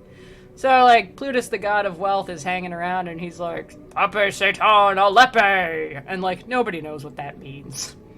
Yeah, that's not even, nobody knows what that means. It sounds like he's saying, like, Satan, my dad, Alepe. Like, nobody, that's not even, like, that's badly translated or something. I've never come across anybody who was able to, like, be like, okay, there's actually a meaning in that. People say it's, like, some kind of spooky incantation, but, like, we don't know what that means. Hades is just speaking gibberish to confuse people for fun. He is. He's just like, ah, blah, blah, blah, blah, blah, blah. Are you scared yet? No? Well, how about this? Oh, blah, blah, blah, blah, blah, blah, blah. The existence of nerdy things is the basis for the comedy of Big Bang. Yeah, it's just like, it's not funny to me because it's just like, ha, nerd things exist.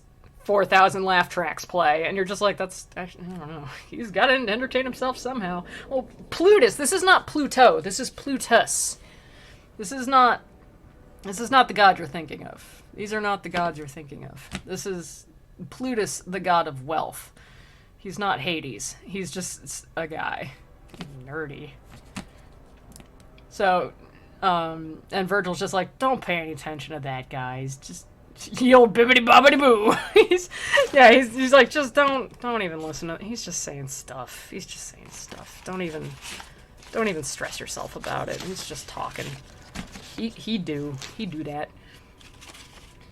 Plutus is one of Hades' other names. Yeah, but I think in this context they're not speaking of Hades. They're speaking of well, Dis is also another of Hades' names, and they speak of the city of Dis in this. And as if to say the city itself belongs to Hades, who is obviously not this guy, because this guy is not in that place. So it's like when, you know, like, people pick up gods and then they kind of like scramble them around a little bit to suit themselves. Like when he puts Cerberus in the circle of the gluttons, you know, it's like, I didn't know that was his job. And you're like, no, that's his job now. He just kind of like picks and chooses. Hate, I just read that out loud and I'm dying. They're gonna live their best, worst afterlife. Ye old bibbity bobbity boo! I read it out loud too, because it's funny. Alright. Turn my heater back on here. So, good. That's what we're here for. Comedy in hell. So, then he turns around, then he turned around unto that bloated lip and said, Be silent, thou accursed wolf, consume within thyself thine own rage. Not causeless is this journey to the abyss. Thus it is willed on high, where Michael wrought vengeance upon the proud adultery. So he's like, shut up, Plutus! Just shut up. Everybody knows you're just mad. Just stew in your own bitterness. You're so jelly. And anyway, we're here because God said we could. So shut up. Like, we actually have a mission. You're just over there in the corner babbling to yourself. Internet cut out, so I can't hear if Punko said this, but Pluto is Hades' name, not Plutus. Yeah, that's what I said. That's what I said! So, yeah, Plutus is a different guy than Pluto.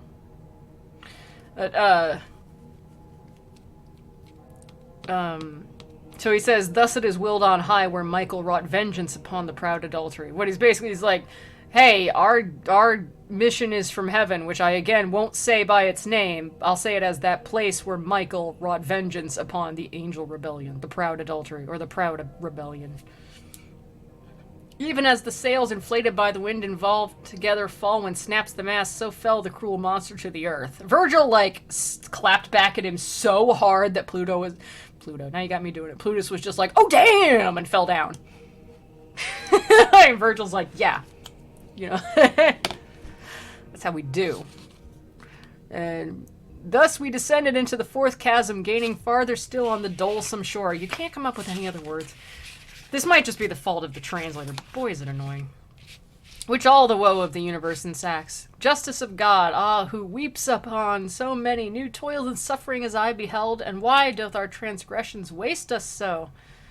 As doth the billow there upon Charybdis that breaks itself on that which it encounters, so here the folks must dance their roundelay. He's like, so a bunch of people were just like running around in circles, crashing into stuff like they were the whirlwind, or the whirlpool of Charybdis breaking upon rocks. You basic. Pig pelvis Pete. It is. I'm gonna get you. You win this round. So, he's like, just people are just running around being all crazy down there, man. It's cray-cray. Here I saw people more than elsewhere, many on one side and the other, with great howls, rolling weights forward by main force of chest. They clashed together, and then at that point each one turned backward, rolling retrograde, crying, Why keepest, and why squanderest thou? So he's like, so people are just like rolling rocks into each other, and every time they hit each other, he's like, why do you waste? Well, why do you, or why do you hoard? Why do you squander? You know? Thus they returned along the lurid circle on either hand unto the opposite point, shouting their shameful meter evermore. So it's just like hoarders and spendthrifts, like or wasters, rolling rocks into each other and yelling at each other like, this is your fault! This is your fault! You spend too much! You never spend it all! You just hoard! You can't hold on to money! You do nothing but think about holding on to your money! And so they just yell at each other. And then they roll back, and then they roll rocks into each other again. They're just basically hitting each other with rocks over and over.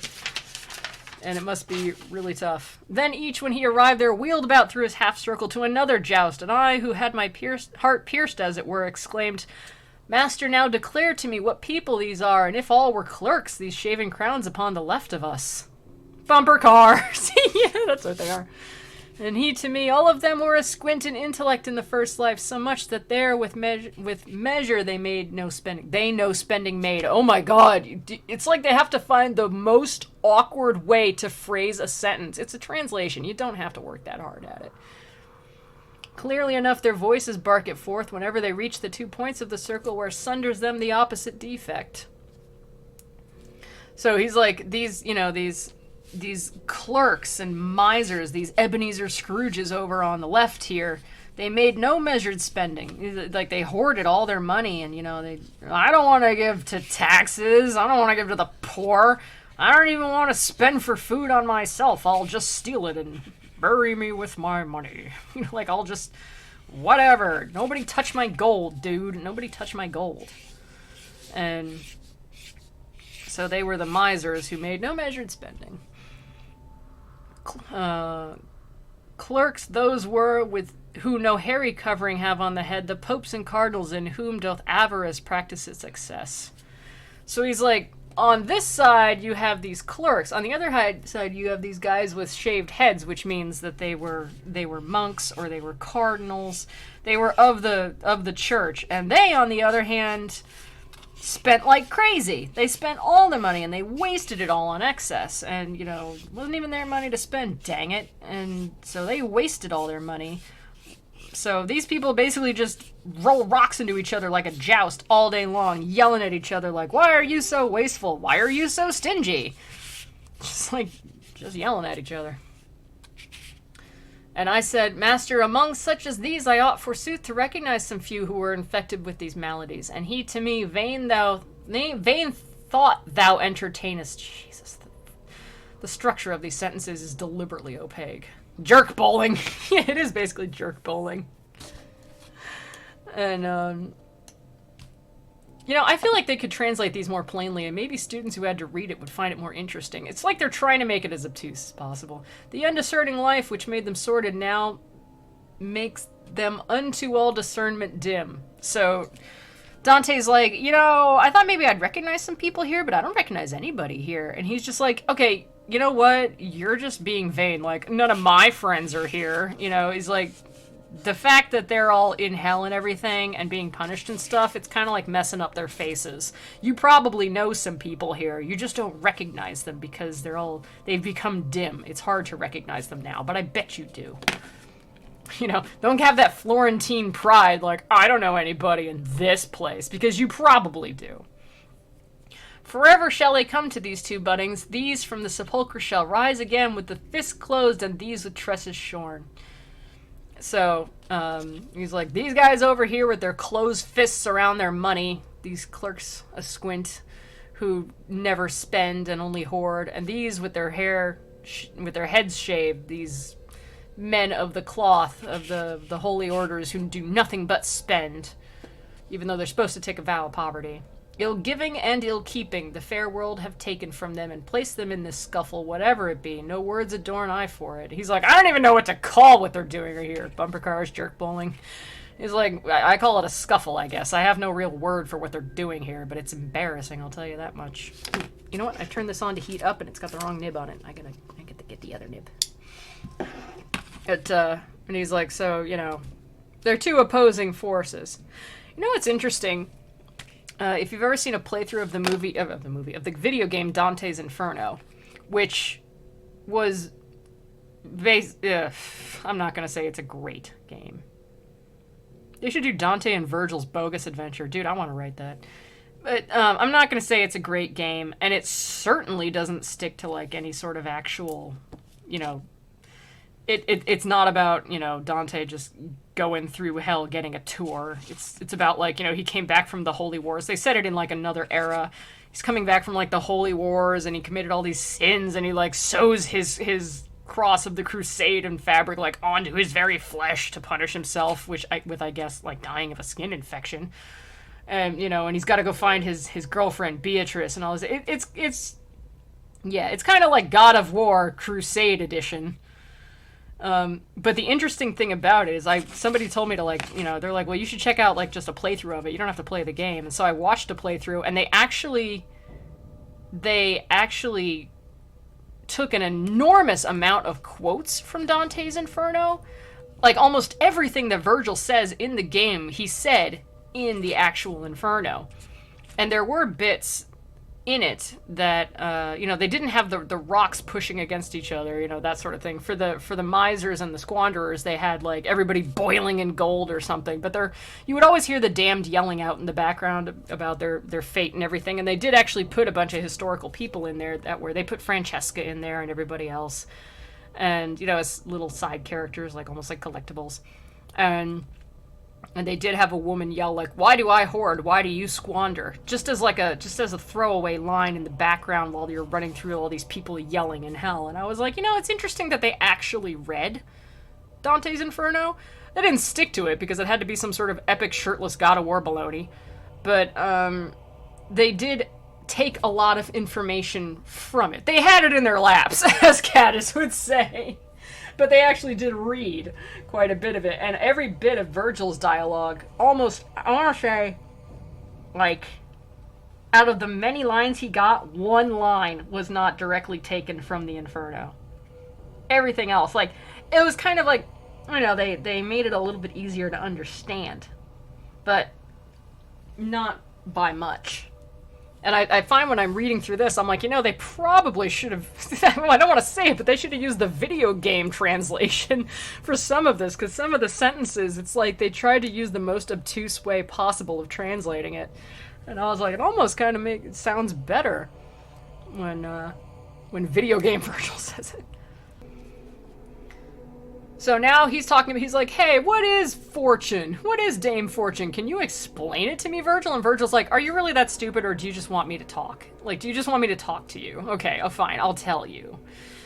Alright, fine. He whose omniscience everything transcends, God. We can't ever say God when we're in hell, it's taboo.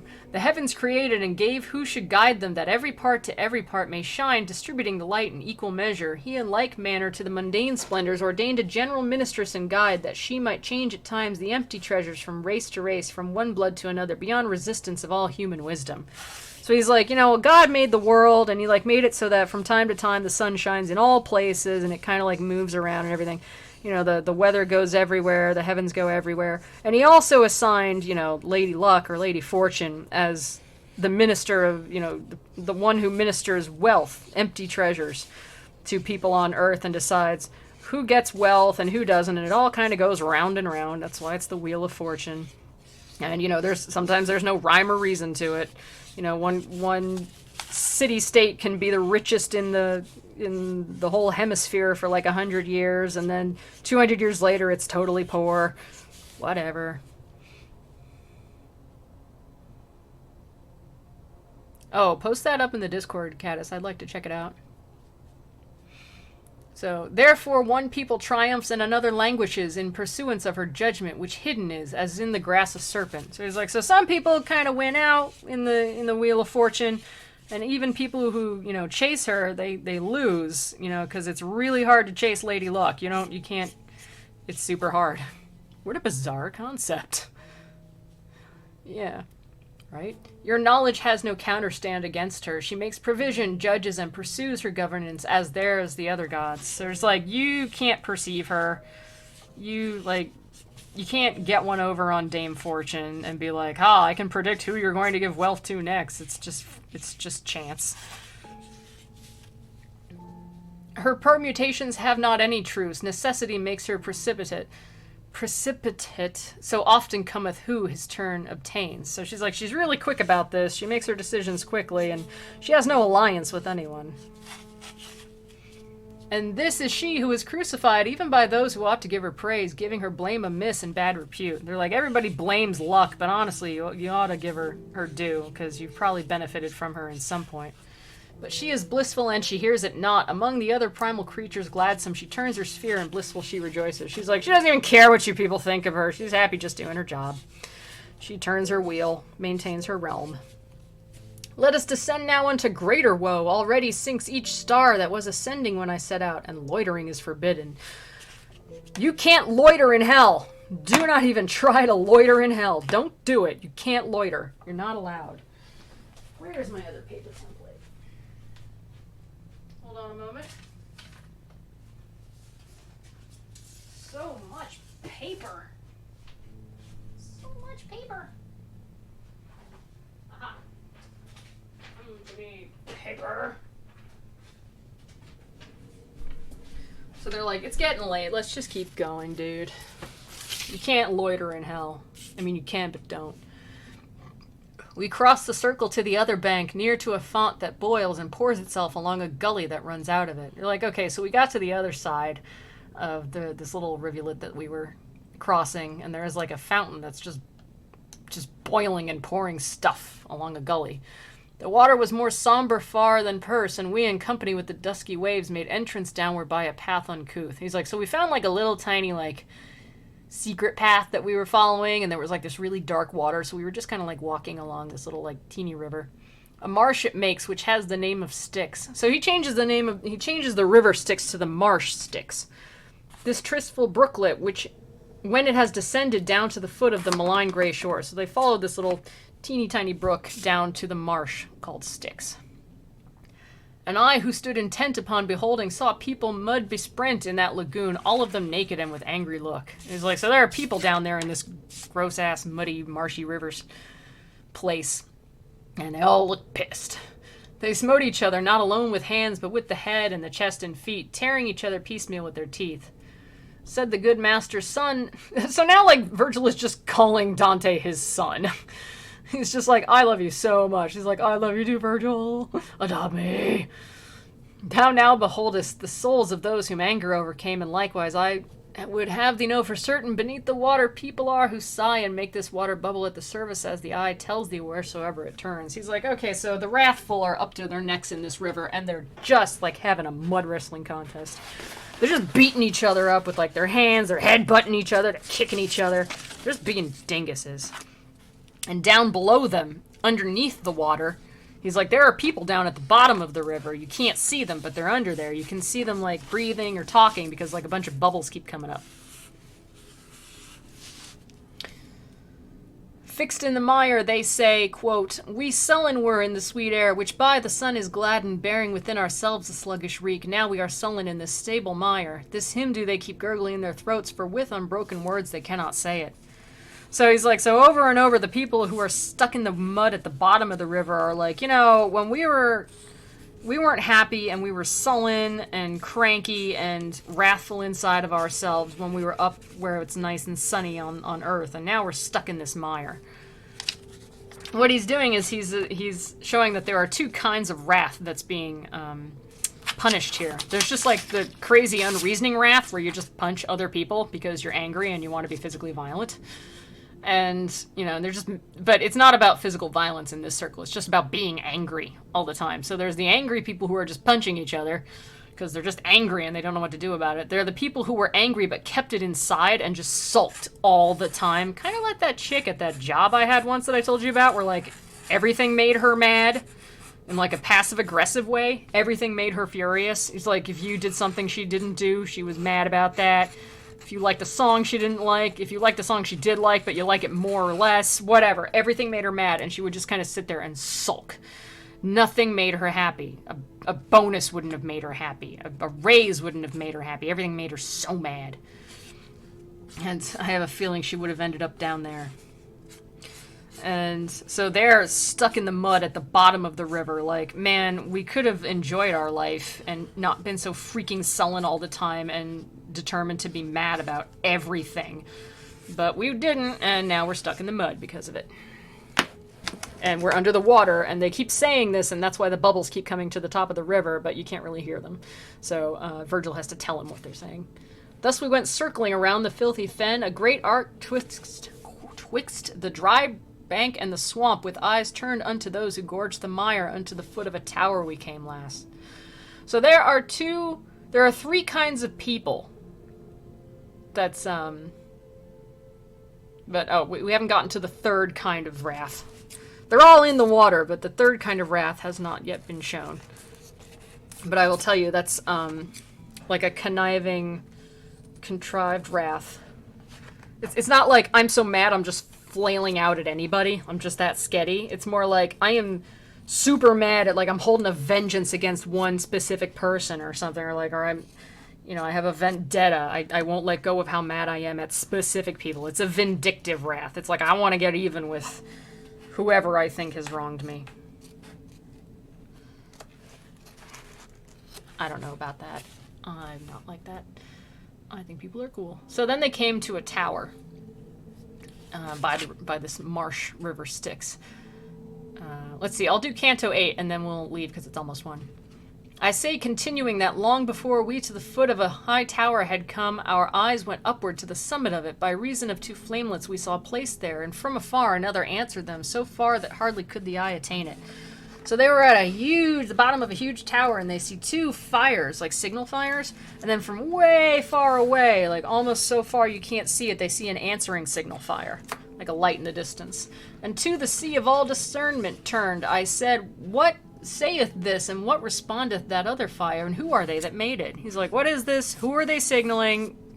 Is somebody coming?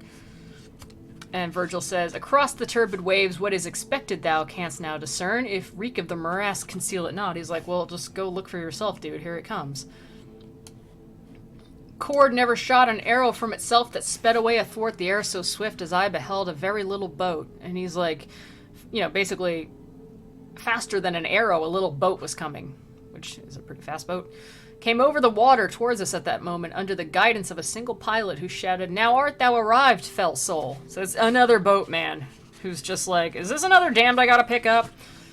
Phlegyas, thou criest out in vain for this once, said my lord. Thou shalt not have longer than in the passing of the slow.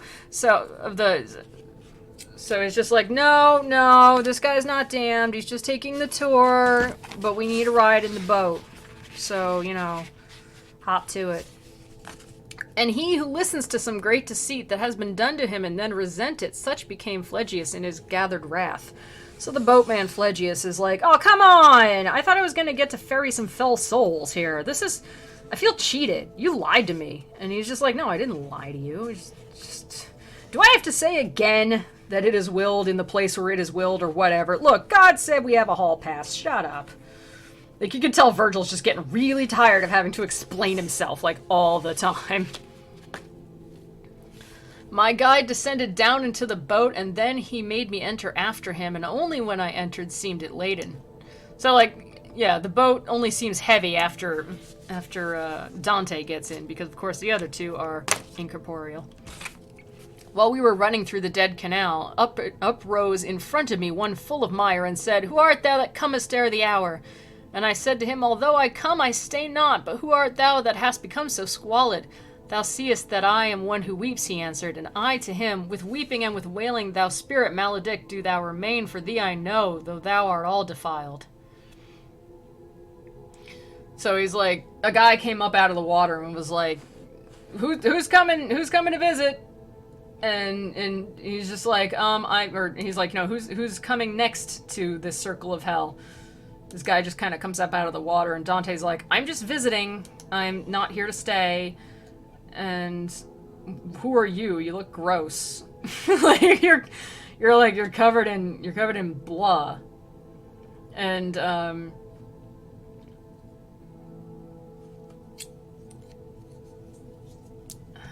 trying to find the name of the guy that he talks to.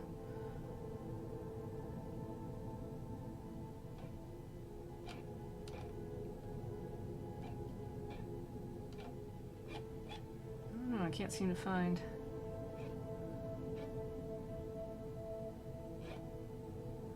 I don't know. Okay, which canto am I in? Oh, I see. Okay. I'm trying to find some history there, but I can't find.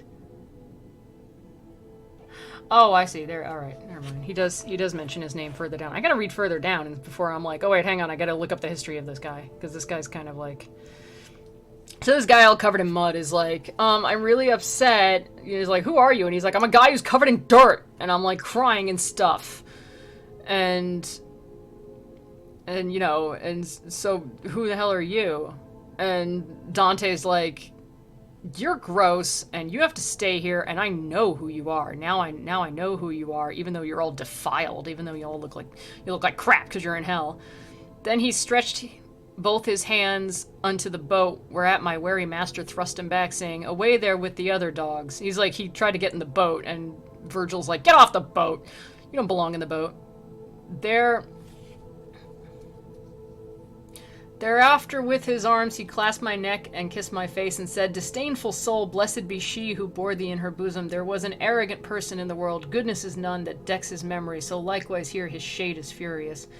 How many are esteemed great kings up there, who here shall be like unto swine and mire, leaving behind them horrible dispraises. So I think Virgil was just kind of like hugged Dante, was like, mwah, you are great. This guy right here, this guy in the ground, or like in the water, he's terrible. And he's like, how many kings who were like so great up on Earth and everything are now just pigs in the mud. And also are dispraised once they're dead. So there, like, not only are they down here, but everybody's going to talk crap about them. And I said, my master, much should I be pleased if I could see him soused into this broth before we issue forth out of the lake. What a jerk. So Dante's like, yeah, that guy that I know, he's about to reveal who it is. He's like, that guy that we just saw who was like trying to get up out of the mud and everything, I'd like to see him thrown right back into the lake. And so it's he wishes that he would receive even further punishment, because he knows who he is, though he has yet to tell us who he is. And so Virgil says, well, ere unto thee the shore reveal itself, thou shalt be satisfied. Such a desire 'tis meet, thou should enjoy. He's like, oh yeah, well, let's go torment him some more. Yeah, before we get to the shore, we can totally do that. He's getting to be kind of a jerk. And a little after that, I saw such havoc made of him by the people of the mire that still I praise and thank my God for it. he's just like, the guy who was like trying to get into the boat and everything was like, do you know me? And he's like, yeah, I know you. Like, now all the other people in the mire, all the wrathful, are beating him up. and Dante's like, oh man, that was so great. Thank you, God, for letting that guy get beat up. It's awesome. And they were all shouting, at Filippo Argenti! And that exasperate spirit Florentine turned round upon himself with his own teeth. We left him there, more of him I tell not, but on my ears there smote a lamentation, whence forward I intent unbar mine eyes. So, Filippo Argenti... Let's get him! Yeah, Filippo Argenti is, Filippo Argenti is kind of like... I don't know if you'd say it was Dante's arch rival, but he's definitely a guy that Dante did not like. Like, he really, like, does not like him at all. And, he's a bitter enemy, you know?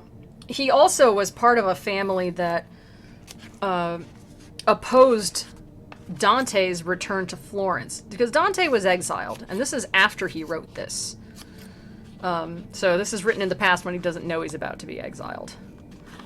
But he soon returns from exile, and this guy in the mud's family was opposed to him coming back from exile.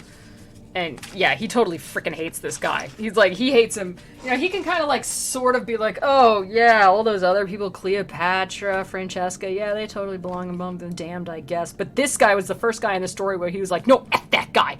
F that guy. I hate that guy. Because he's like a contemporary. He's like a personal enemy that Dante really hates. And so he, you know, and you can tell because instead of being like, oh, Francesca, how I pity thee, and oh, good kind sir, what fate has brought thee here, Jocko? No, he's just like, hey, Virgil, you want to dunk him in the lake some more? And he's like, yeah, I want to dunk him in the lake some more. I don't even know that guy, but you hate him, and that's good enough for me. He's a petty little bench. That's what he is. He's super petty. And he doesn't even try to pretend with his facade of like, oh, how I pity the damned among them. Such weeping and lamentation. He's like, I hate that guy. I hope he drowns. There he goes, he's drowning. Let's drown him some more. And now he's getting beat up. And now he's beating himself up because he's such a jerk. And even the other souls that are beating him up call out his name. So if there were any sort of confusion on your part as to whether or not this might be Filippo Argenti, yes, it is. he really, and even Virgil is just like, yeah, let's get in there. Yeah, put a cigarette out in his eye, Virgil. Yeah, basically, it's just like, hell yeah, let's go beat up on this dude. I don't even know him, but I'm so mad. And it's just like, that's where this canto is kind of weak, because it kind of goes away from the I am but a sinning pilgrim quaking before the wonders of the wrath of God to all my enemies are jerks, and I want them all to go in the mud and drown and get beat up by other people and drown again. And my best friend Virgil here, my superhero, that I super worship and everything, is gonna put his arm around my neck and be like, yeah, dude, that's right. You're not rolling with our paws. That's right, man. You go drink in that mud. It's just He's like, I'm floating in a boat with my hero, and we're both like laughing at my enemies who are all drowning in dirty water. Yay! Petty scug. So I walked into a conversation with Drowning. Hey, Bit, how's it going? Oh, well, we're almost done because it's almost 1 in the morning. But, and I am a bit weary. I was doing some little cosplay, just cutting out some foam and working on some foam and stuff, and I've been reciting and translating Dante's Inferno, which is one of my favorite little literary works, because it's like the stupidest bit of fan fiction you've ever read in your life.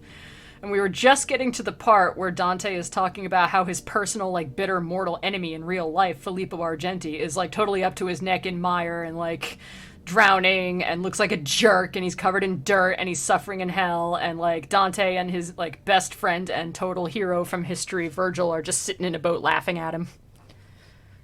I saw that as an animatic. I don't know about y'all. Well, somebody should clip that, and then I can remember to make an animatic about it. That's a good idea, Gonzo. But yeah, what? Yeah, Weary, I love Dante's Inferno because it is like the pettiest fan fiction of all history. It's basically a guy being like, yeah, I went down and got a tour of hell from my very favoritist hero in all of history, and he totally loves me, and I, like, met all these other famous poets from back in the day, because I'm a poet, and, like, they thought I was so good that I was good enough to, like, roll with their posse, because I'm, like, a great poet of, like, all time, according to them, and I was like, oh, stop. And then we went through hell, and everybody I hate is there.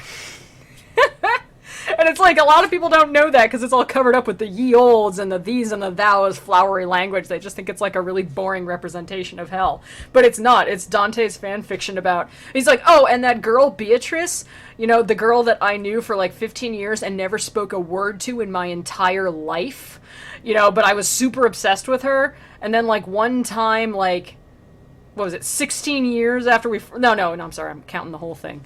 Like 9 years after we first met, I met her on the street, and she was like, and I was like, hi Beatrice, and she was like, oh hey, how's it going? And then I ran all the way home and was like, oh my gosh, she talked to me, and then she married some other guy and had some kids, and then she died early, and then, like, in my awesome fan fiction, she's totally in love with me, and she's like super the queen of heaven, and, like, she's so worried about me, and she went all the way into hell to find someone to save me because I was in danger, and, like, she loves me a whole bunch, and I'm gonna, like, spend the rest of heaven with her, and it's gonna be so amazing. She's my waifu. And it's like, it's just the stupidest fan fiction ever.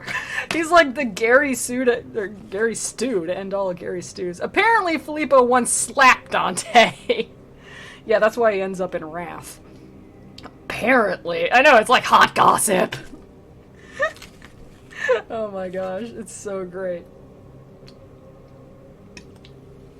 It's like if Taylor Swift wrote an entire, like, really long song all about, like, describing all of hell, and halfway through, like, buried up to her neck in mud was Kim Kardashian. Wait, is that who she's in a feud with? I don't know. I don't like either of them. So, like, I don't care, but she... Who is Taylor Swift in a feud with? I remember there's some sort of Taylor Swift feud, but I forget if it's with Kim Kardashian or somebody else. I know she disses somebody in her songs I don't listen to. I think I liked one of her songs and then never bothered to, like, get any of the others. Who is she in a feud with? I'm gonna say it's Kim Kardashian. So if it was, it would be like Taylor Swift singing an incredibly long, like, 50-minute song, and halfway in the song, in her description of how awful hell is, right in the middle is Kim Kardashian, like, up to her neck in dirt and, like, looking horrible, and then Taylor Swift and, I guess, I don't know, Batman are in a boat together, and they just high-five and laugh at her. Basically. That's basically. Aww, look at those cute little drawings. I like that fuzzy thing. I like that fuzzy thing a lot. That is so great. I love it.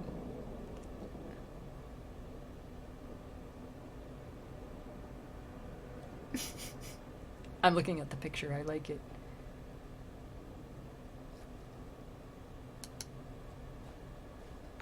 I think it's Kim K. Thanks for the host, Bit. Sorry you can't stay, but thank you for the host, my buddy. Good night. Have a nice night. I think it's Kim K. Well, anyways, I don't know. If it is, that's what it's like. It's so petty, it's hilarious. Pettily hilarious. So anyways, he's like, I totally left Filippo Argenti biting himself in the mud. Who is Tay Swift not in a feud with? I don't know, me? Am I in a feud with her? I wouldn't know. I feel terrible. I should have gotten her something. I didn't get her anything. Anyways, so then he's like, oh man, I hear a bunch of, like, screaming. So he's like, I gotta turn around and stop looking at Filippo Argenti, who I don't even care about. And Virgil was like, even now, my son, the city draweth near, whose name is Dis, with the grave citizens with the great throng. I said thong because I'm tired. The city of Dis is, encompasses, like, specific circles of hell in this. Dis, of course, being another name for Hades. And I said, it's mosques already, master, clearly within there in the valley I discern vermilion, as if issuing from the fire they were. So it says mosques, but not like mosques like Muslim mosques, just like, he's basically saying, like, Virgil's like, yeah, there's like a big graveyard there, and he's like, yeah, I can see a bunch of tombs, and it looks like they're on fire? And Virgil said, the fire eternal that kindles them within makes them look red, and thou beholdest in this nether hell. And so he's like, yeah, literally those tombs are all on fire. Like, they're always on fire. They're, like, super red hot. Then we arrived within the moats profound that circumvallate this disconsolate city. The walls appeared to me to be of iron. So he's like, I can already see from within that there's all these graves that are, like, red hot, like all the tombs are. It's scary. And he's like, yeah, they're always like that. And then they come to the walls of the city because they're still outside of it, and it's one of those, you know, protected cities with walls around it. And he's like, it looks like they're made of iron, and how do we get in?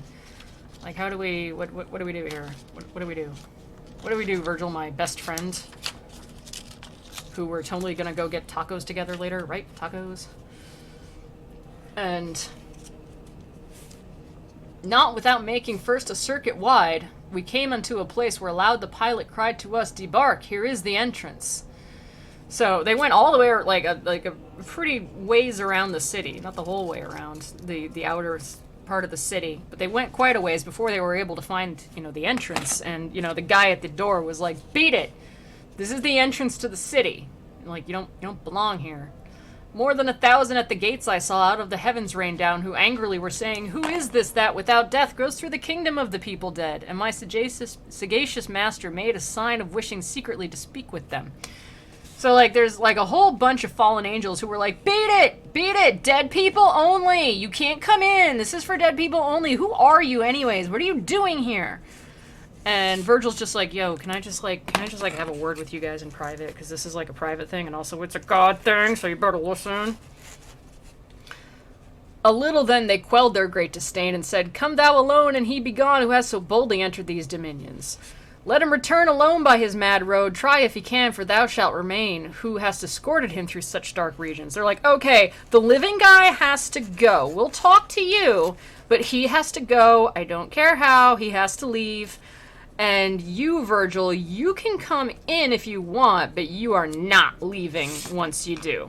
You come in, but you're staying, which is not a good deal. Think, reader.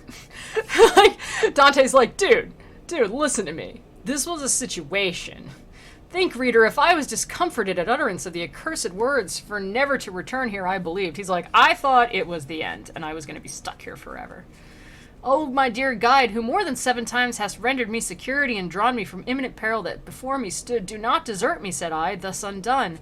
And if the going farther be denied us, let us retrace our steps together swiftly. He's like, dude, don't abandon me. Who will I faint on if you go, Virgil, please? Look, if they're not going to let us in, let's just go back the way we came. You know, like, let them have their big, stupid baby treehouse. We don't even want to go in. But please don't leave me out here alone, because I am a wuss. And that lord who had led me thitherward said unto me, fear not, because our passage none can take from us. It is by such given. So he's like, look, I've told you 100 more times, like, God already said we could come in here. Like, and he's kind of in charge of everything. Don't worry about it. Nobody can make us stop. They think they can make us stop, but we are totally allowed to come in. And we're going to go in, even if we have to be really binchy about it.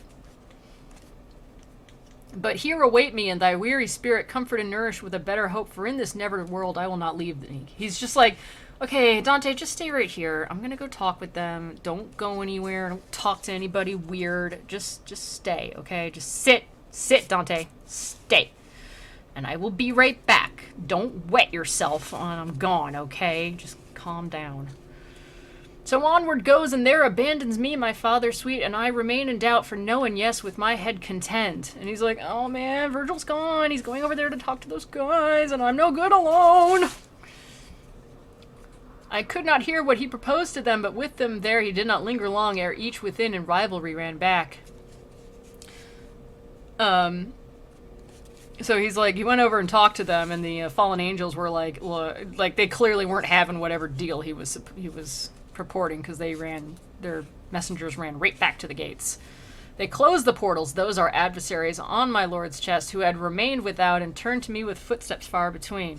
So they closed the door, and they're like, no, you can't come in, and Virgil came like hoofing it right back to him, and he's like, his eyes cast down, his forehead shorn had he of all its boldness, he said with sighs, who has denied me the dolesome houses? So he's like, they're not gonna let us in. I don't know what to do. Virgil's like, I by such a one it is granted, but I don't really know how to enforce that. I'm kind of just a guy. I don't really know how to enforce God's rules down here, because I'm just a guy. And unto me said, thou, because I am angry, fear not, for I will conquer in the trial whatever for defense within be planned. He's like, don't worry, we're going to kick their asses, and we're going to go in. And if I were Dante, I would have been like, it's actually not that important that I see the bottom of hell. Actually, we could just go. We could just go get empanadas, is what we could do. But no, he's way into it. This arrogance of theirs is nothing new, for once they used it at less secret gate, which find itself without a fastening still. Over it didst thou behold the dead inscription, and now this side of it descends the steep, passing across the circles without escort, one by whose means the city shall be opened. So he's like, they do this all the time. It's like a fallen angel thing. They do this, and they've done it before. But guess what? We've got our own angels, and they're going to come down, and they're going to make them open the door. Because guess what? You don't get to tell people who are on a mission from God that you're not going to let them in, okay? No. That hue which cowardice brought out in me, beholding my conductor backward turn, sooner repressed with him his new color. He stopped attentive like a man who listens, because the eye could not conduct him far through the black air and through the heavy fog. So, even Virgil's kind of like losing his cool about this, and he's like, he's kind of listening, like he's looking like kind of mumbling to himself, kind of like staring off into the air. He kind of looks really pale. He's like, I'm not sure what we're gonna do here. I know I said an angel would show up and help us, but I'm not exactly sure how to back that up. I don't know if I'm cleared for that kind of request. Still it behoove us to win the fight, began he, else such offered us herself. Oh, how long that someone here arrive. So he's kind of like talking to himself, and he's like, look, we have to, win this argument. We're on the side of good. Anyways, didn't she say that she would send some help? Is this gonna take much longer? It's like Virgil's just kind of ranting to himself. Well, I perceived as soon as the beginning he covered up with what came afterward that they were words quite different from the first. So he's like, anyways, don't listen to that, everything's gonna be fine, and we're not gonna die here. Insert Blues Brothers reference here. Yeah, we're on a mission from God. But nonetheless, his saying gave me fear, because I carried out the broken phrase perhaps to a worse meaning than he had. He's like, I can hear you muttering over there by yourself, Virgil. I don't think everything's gonna be okay. And he's like, no, it's fine. He's like, it's fine. It's fine.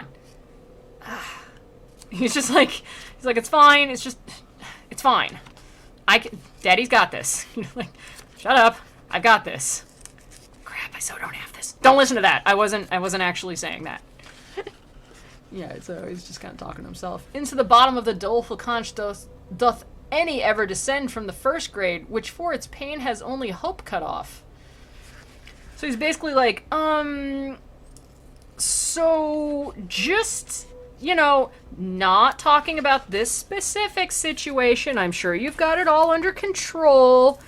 But just asking, has anybody ever actually come down to this level of hell and then actually left? Like I am hoping to do at the end of this? You know, like just, you know, no, just asking for a friend.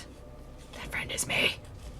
This question put I, and he answered me, seldom it comes to pass that one of us maketh the journey upon which I go. True is it once before here was conjured by that pitiless Erichtho, who summoned back the shades unto their bodies. He's like saying a person who was known as a sorceress or a necromancer named Erichtho,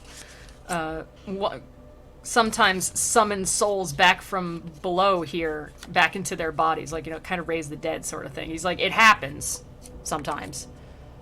Naked of me short while the flesh had been, before within that wall she made me enter, to bring a spirit from the circle of Judas. He's like, so I actually, you know, when I was first here, I actually had to go down and do that for her. That is the lowest region and the darkest, and farthest from the heaven which circles all. Well I know the way, therefore be reassured. This fen, which a prodigious stench exhales, encompasses about the city dolent, where now we cannot enter without anger. So he's basically kind of roundabout saying, look, I've been to the very bottom of heaven before, and I came back, so don't worry. Like, I was running errands down there, I was delivering milk or whatever, and I came back, so, you know, just don't worry about it. Like, don't think that, like, this is the end and you're stuck here forever. You're not stuck here. It's just that I don't know how to get inside the city without trying to beat everybody in it up. And I can't do that because there's like 1,000 people in there. But don't worry, we'll get in.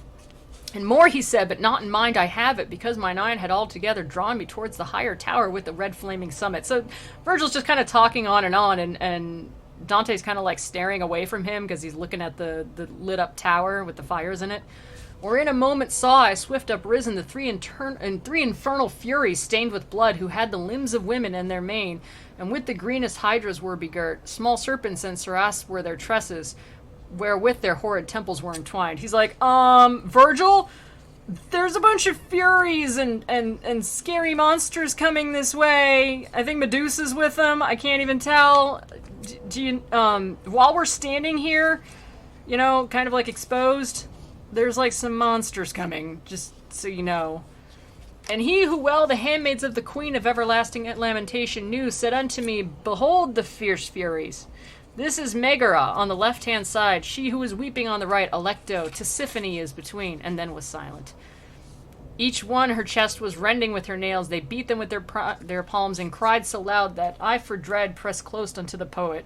So he's like, oh my god, like, the Furies are really scary, hold me, Virgil! Virgil's just like, ugh. Medusa comes, so we to stone will change him, all shouted, looking down. In evil hour avenged we not on Theseus his assault. And they're like, we never got to turn Theseus into stone. Let's turn this guy into stone. Medusa's got our back. Turn thyself round, and keep thine eyes close shut, for if the Gorgon appear, and thou shouldst see it, no more returning upward would there be. Thus said the master, and he turned me round himself, and trusted not unto my hand so far as not to blind me with his own. So he kind of was like, he hustled Dante to turn his back to these people, and then put his own hands over Dante's eyes, because he's like, I don't even trust you not to look, you doofus. O ye who have undistempered intellects, observe the doctrine that conceals itself beneath the veil of the mysterious verses. Alright, I'm getting tired. And now there came across the turbid waves the clangor of a sound with terror fraught, because of which both of the margins trembled, not otherwise it was than of a wind impetuous on account of adverse heats that smites the forest, and without restraint the branches rends, beats down, and bears away. Right onward, laden with dust, it goes superb, and puts to flight the wild beasts and the shepherds. There was a loud noise coming over the water, and it was a lot like a tornado. It was just throwing everything around. Mine eyes he loosed, and said, direct the nerve of vision now along that ancient foam, and there yonder where that smoke is most intense. So Virgil took his hands off Dante's eyes and like, okay, now you can look. Like, look over there. It looks like our ride is here. Even as the frogs before the hostile serpent across the water scatter all abroad until each one is huddled in the earth, more than 1,000 ruined souls I saw, thus fleeing from one who on foot was passing over the Styx with souls unwet. So some guy was walking on water without getting his feet wet, and he was just coming right over. From of his face he fanned that unctuous air, waving his left hand oft in front of him, and only with that anguish seemed he weary. So it was like an angel basically walking across the water and just being like, oh god, it stinks down here. He's just like waving his left hand in front of his face, and he's like, nothing else is bugging me about being down here except the fact that it stinks. Well, I perceived one sent from heaven was he, and to the master turned he made sign that I should quiet stand and bow before him. So Virgil's like, dude, bow your head, you moron. Oh, how disdainful he appeared to me. He reached the gate, and with a little rod he opened it, for there was no resistance. So the angel was just like, I am so sick of having to come down and do this all the time. And he had his little, like, magic angel wand, basically, because that was a thing. They even have that in Paradise Lost. And he just kind of, like, tapped the gate, and it just opened. Oh, banished out of heaven, people despised, thus he began upon the horrid threshold. Whence is this arrogance within you couched? He's like, hey, you guys got kicked out of heaven. Who are you to talk back? Wherefore recalcitrate against that will from which the end can never be cut off, and which has many times increased your pain. What helpeth it to butt against the fates? Your Cerberus, if you remember well, for that still bears his chin and gullet peeled. And he's just like, look, you can't fight God. Remember when Cerberus tried to go up to, you know, like part of the tale when Cerberus tried to go up to the light, to, like, you know, the regular Earth, and it kind of scarred him? He's like, look, you can't fight it, okay? Just don't. Stop. Stop telling God no. It's really annoying, and I don't want to have to keep coming down here and telling you to stop. If I have to come down here again, you're going to be sorry. Then he returned along the miry road and spake no word to us, but had the look of one whom other care constrains and goads, than that of him who in his presence is. So he's like, then he turned and just left, and, you know, walked across the water, and he had a look like, man, I got so much on my mind. Like, he didn't even notice, you know, the people he was opening the gate for. He was just like, man, it's just never enough hours in the day to angel as much as you want to. I just have so much on my mind right now. Oh, every day I'm angeling. And our feet directed towards the city after those holy words all confident. Within we entered without any contest, and I whose inclination had to see what the condition such a fortress holds. Soon as I was within, cast mine eye around, and see on every hand an ample plain full of distress and torment terrible. He's like, so we walked in, and right off the bat, right inside the gates, there's like these big, scary, empty plains. They're all like desolate and like, blah. It's like a big fields and everything, and nothing grows there on the other sides of the gates. Even as at Arles, where stagnant grows the Rhone, and even at Aspola near the Quinaro, that shuts in Italy and bathes its borders, the sepulchres make all the place uneven. So likewise did they there on every side, saving that there the manner was more bitter.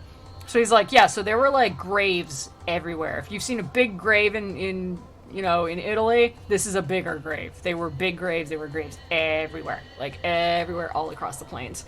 But these were, like, way worse. Why? For flames between the sepulchres were scattered, by which they were so intensely heated that iron more so asks not of any art. Ugh. That's such a clunky line. I actually defer to that stupid Dante's Inferno video game where he's like, and I saw them heated hotter than iron need be for any craft. That, hotter than iron need be for any craft, sounds... It's so much more straightforward than saving, or that iron more so asks not of any art. It's, you don't have to be super literal with the translation. All of their coverings uplifted were, and from them issued forth such dire laments, sooth seemed they of the wretched and the tormented. So all the tombs were on fire, and all their lids were off, and people were just shrieking inside of them. They're just shrieking inside their big stone coffins and tombs. Probably because they're hotter than iron need be for any craft. They're just red-hot tombs, and everybody's in them. And I said, my master, what are all these people who, having sepulture within these tombs, make themselves audible by doleful sighs? I don't think they're doleful sighs. I think they're more screams of red-hot pain. But you do you. You do you, Dante. And he to me, here are the heresiarchs, or heads of heretical cults, is what they're saying, with their disciples of all sects, and much more than thou thinkest laden are the tombs. Here like together with its like is buried, and more or less the monuments are heated. And when he to the right had turned, we passed between the torments and high parapets. Now I'm going to stop there before Canto 10. But basically, this is where the heretics live. And heresy could mean pretty much anything back then. Anything that the Pope didn't decree was the truth. You know, if you said that Jesus was left-handed and the Pope said he was right-handed, you were a heretic for saying he was left-handed. There was no interpretation of the Bible up for debate a lot of times with the Pope. It was like, you follow his interpretation, and that's the only interpretation, and you don't get to argue it out. Otherwise, you're a heretic. You just go by what the Pope says. But Dante defines heresy mostly as saying that what we would define as atheism, as saying that there either is no God or there are different gods, and most importantly, that the body, when the body dies, the soul dies too. There is no soul. You know, you just die and you rot in the earth and that's it. You know, that's it. And so, and the Epicureans back then, which he had considerable distaste for, were of that opinion. They were a sect that believed that, you know, there is no immortal soul. You just, when you die, that's it. You go in the ground. And so, you know, the greatest aspiration for humans was to live a life of happiness, and happiness being defined as free of pain. And he did not like that, so many Epicureans are buried here. But that is for tomorrow night at 9. And oh my god, it's like 1:15 in the morning. And I'm losing my voice from going on and on about this, but I feel like we're about halfway through. We're at like Canto 10. So I hope you have enjoyed this. I'm going to go rest my voice for now. I will leave this window open so I know where I stopped. Get in a little bookmark. Thank you very much for joining me on Dante's epic fan fiction. I hope you will join me tomorrow at 9 o'clock tomorrow. I'm so tired. 9 o'clock tomorrow night for more of him talking about how everybody he hates is in jail or dead or whatever. Bok choy 8268. Yo, I just had a big fry pan full of bok choy tonight, so I am down with your name. Bok choy is delicious. I love this. I knew you would, Caddis, because you and I, we love these kinds of things. We're all about this. I know you know a lot about Dante. That was awesome. It's like, you know, it is interesting when you can translate things like that. Maybe later on I'll do some more of the more obscure Shakespeare stories. It's interesting when you can get it translated and really understand what they're talking about. It doesn't seem so dry and boring when you actually, you know, get down to what they were actually talking about and how incredibly petty Dante is. I love bok choy. It's so delicious. Although the store where I shop usually has like 3 pathetic little heads of it, and they're like, here, nobody wants bok choy. And I'm like, oh man, I want bok choy. So I went in this week and they're like, fine, you want bok choy? Have all the bok choy in the world! And they put up these massive heads that were so heavy that they cost like $12 each. And I'm like, oh, come on! And they're like, here, you wanted bok choy? Here. It's not like you can cut it in half and just buy half of it. So I was like, great, now I gotta spend $12 on bok choy. And they're like, you wanted bok choy? Have all the bok choy in the universe! I'm like, can we just have reasonable size bok choy? They're like, no, it's either that or nothing. So I was like, well, I do love bok choy. I guess I'll buy it. But, yeah, or maybe we'll go through some of, you had to eat it all at once, couldn't waste it. I didn't eat it all at once. I kind of eat a little bit of it every day, but it is delicious. I put it in stir fry. Maybe we'll go through some Paradise Lost. Not all of it, but some of it. Some of it is really funny. It's funny when you just kind of get it in plain speak, but I hope you have enjoyed my piecemeal translation of one of my favorite fan fictions. We should do the reverse. We should do My Immortal, and on the fly I'll translate it into Dante's Inferno-esque speak. Whither goest thou with the preps and the Goths, that make so hard a life for us who are the damned? I would have to think a lot harder on that one. But I'm glad that you guys liked it. I didn't know if you would like cosplay and Dante's Inferno translation. I'd like to pick a couple other things later on sometime. Oh geez, that would be great. Dude, I'd have to really sit down and think about that. That would be more of a composure and a recital, I think, than an on-the-fly translation. I don't exactly know My Immortal by heart. I've never actually even read it. I know of it. But, I think it would boggle my mind to try and translate it into anything even readable, much less highbrow. I could try, though. But that is for another time.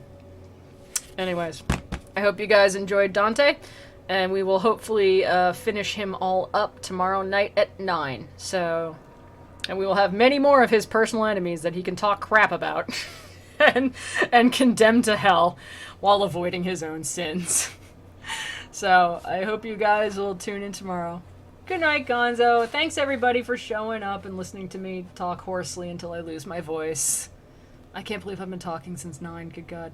Looking forward to Dante talking crap about people. Me too, bok choy.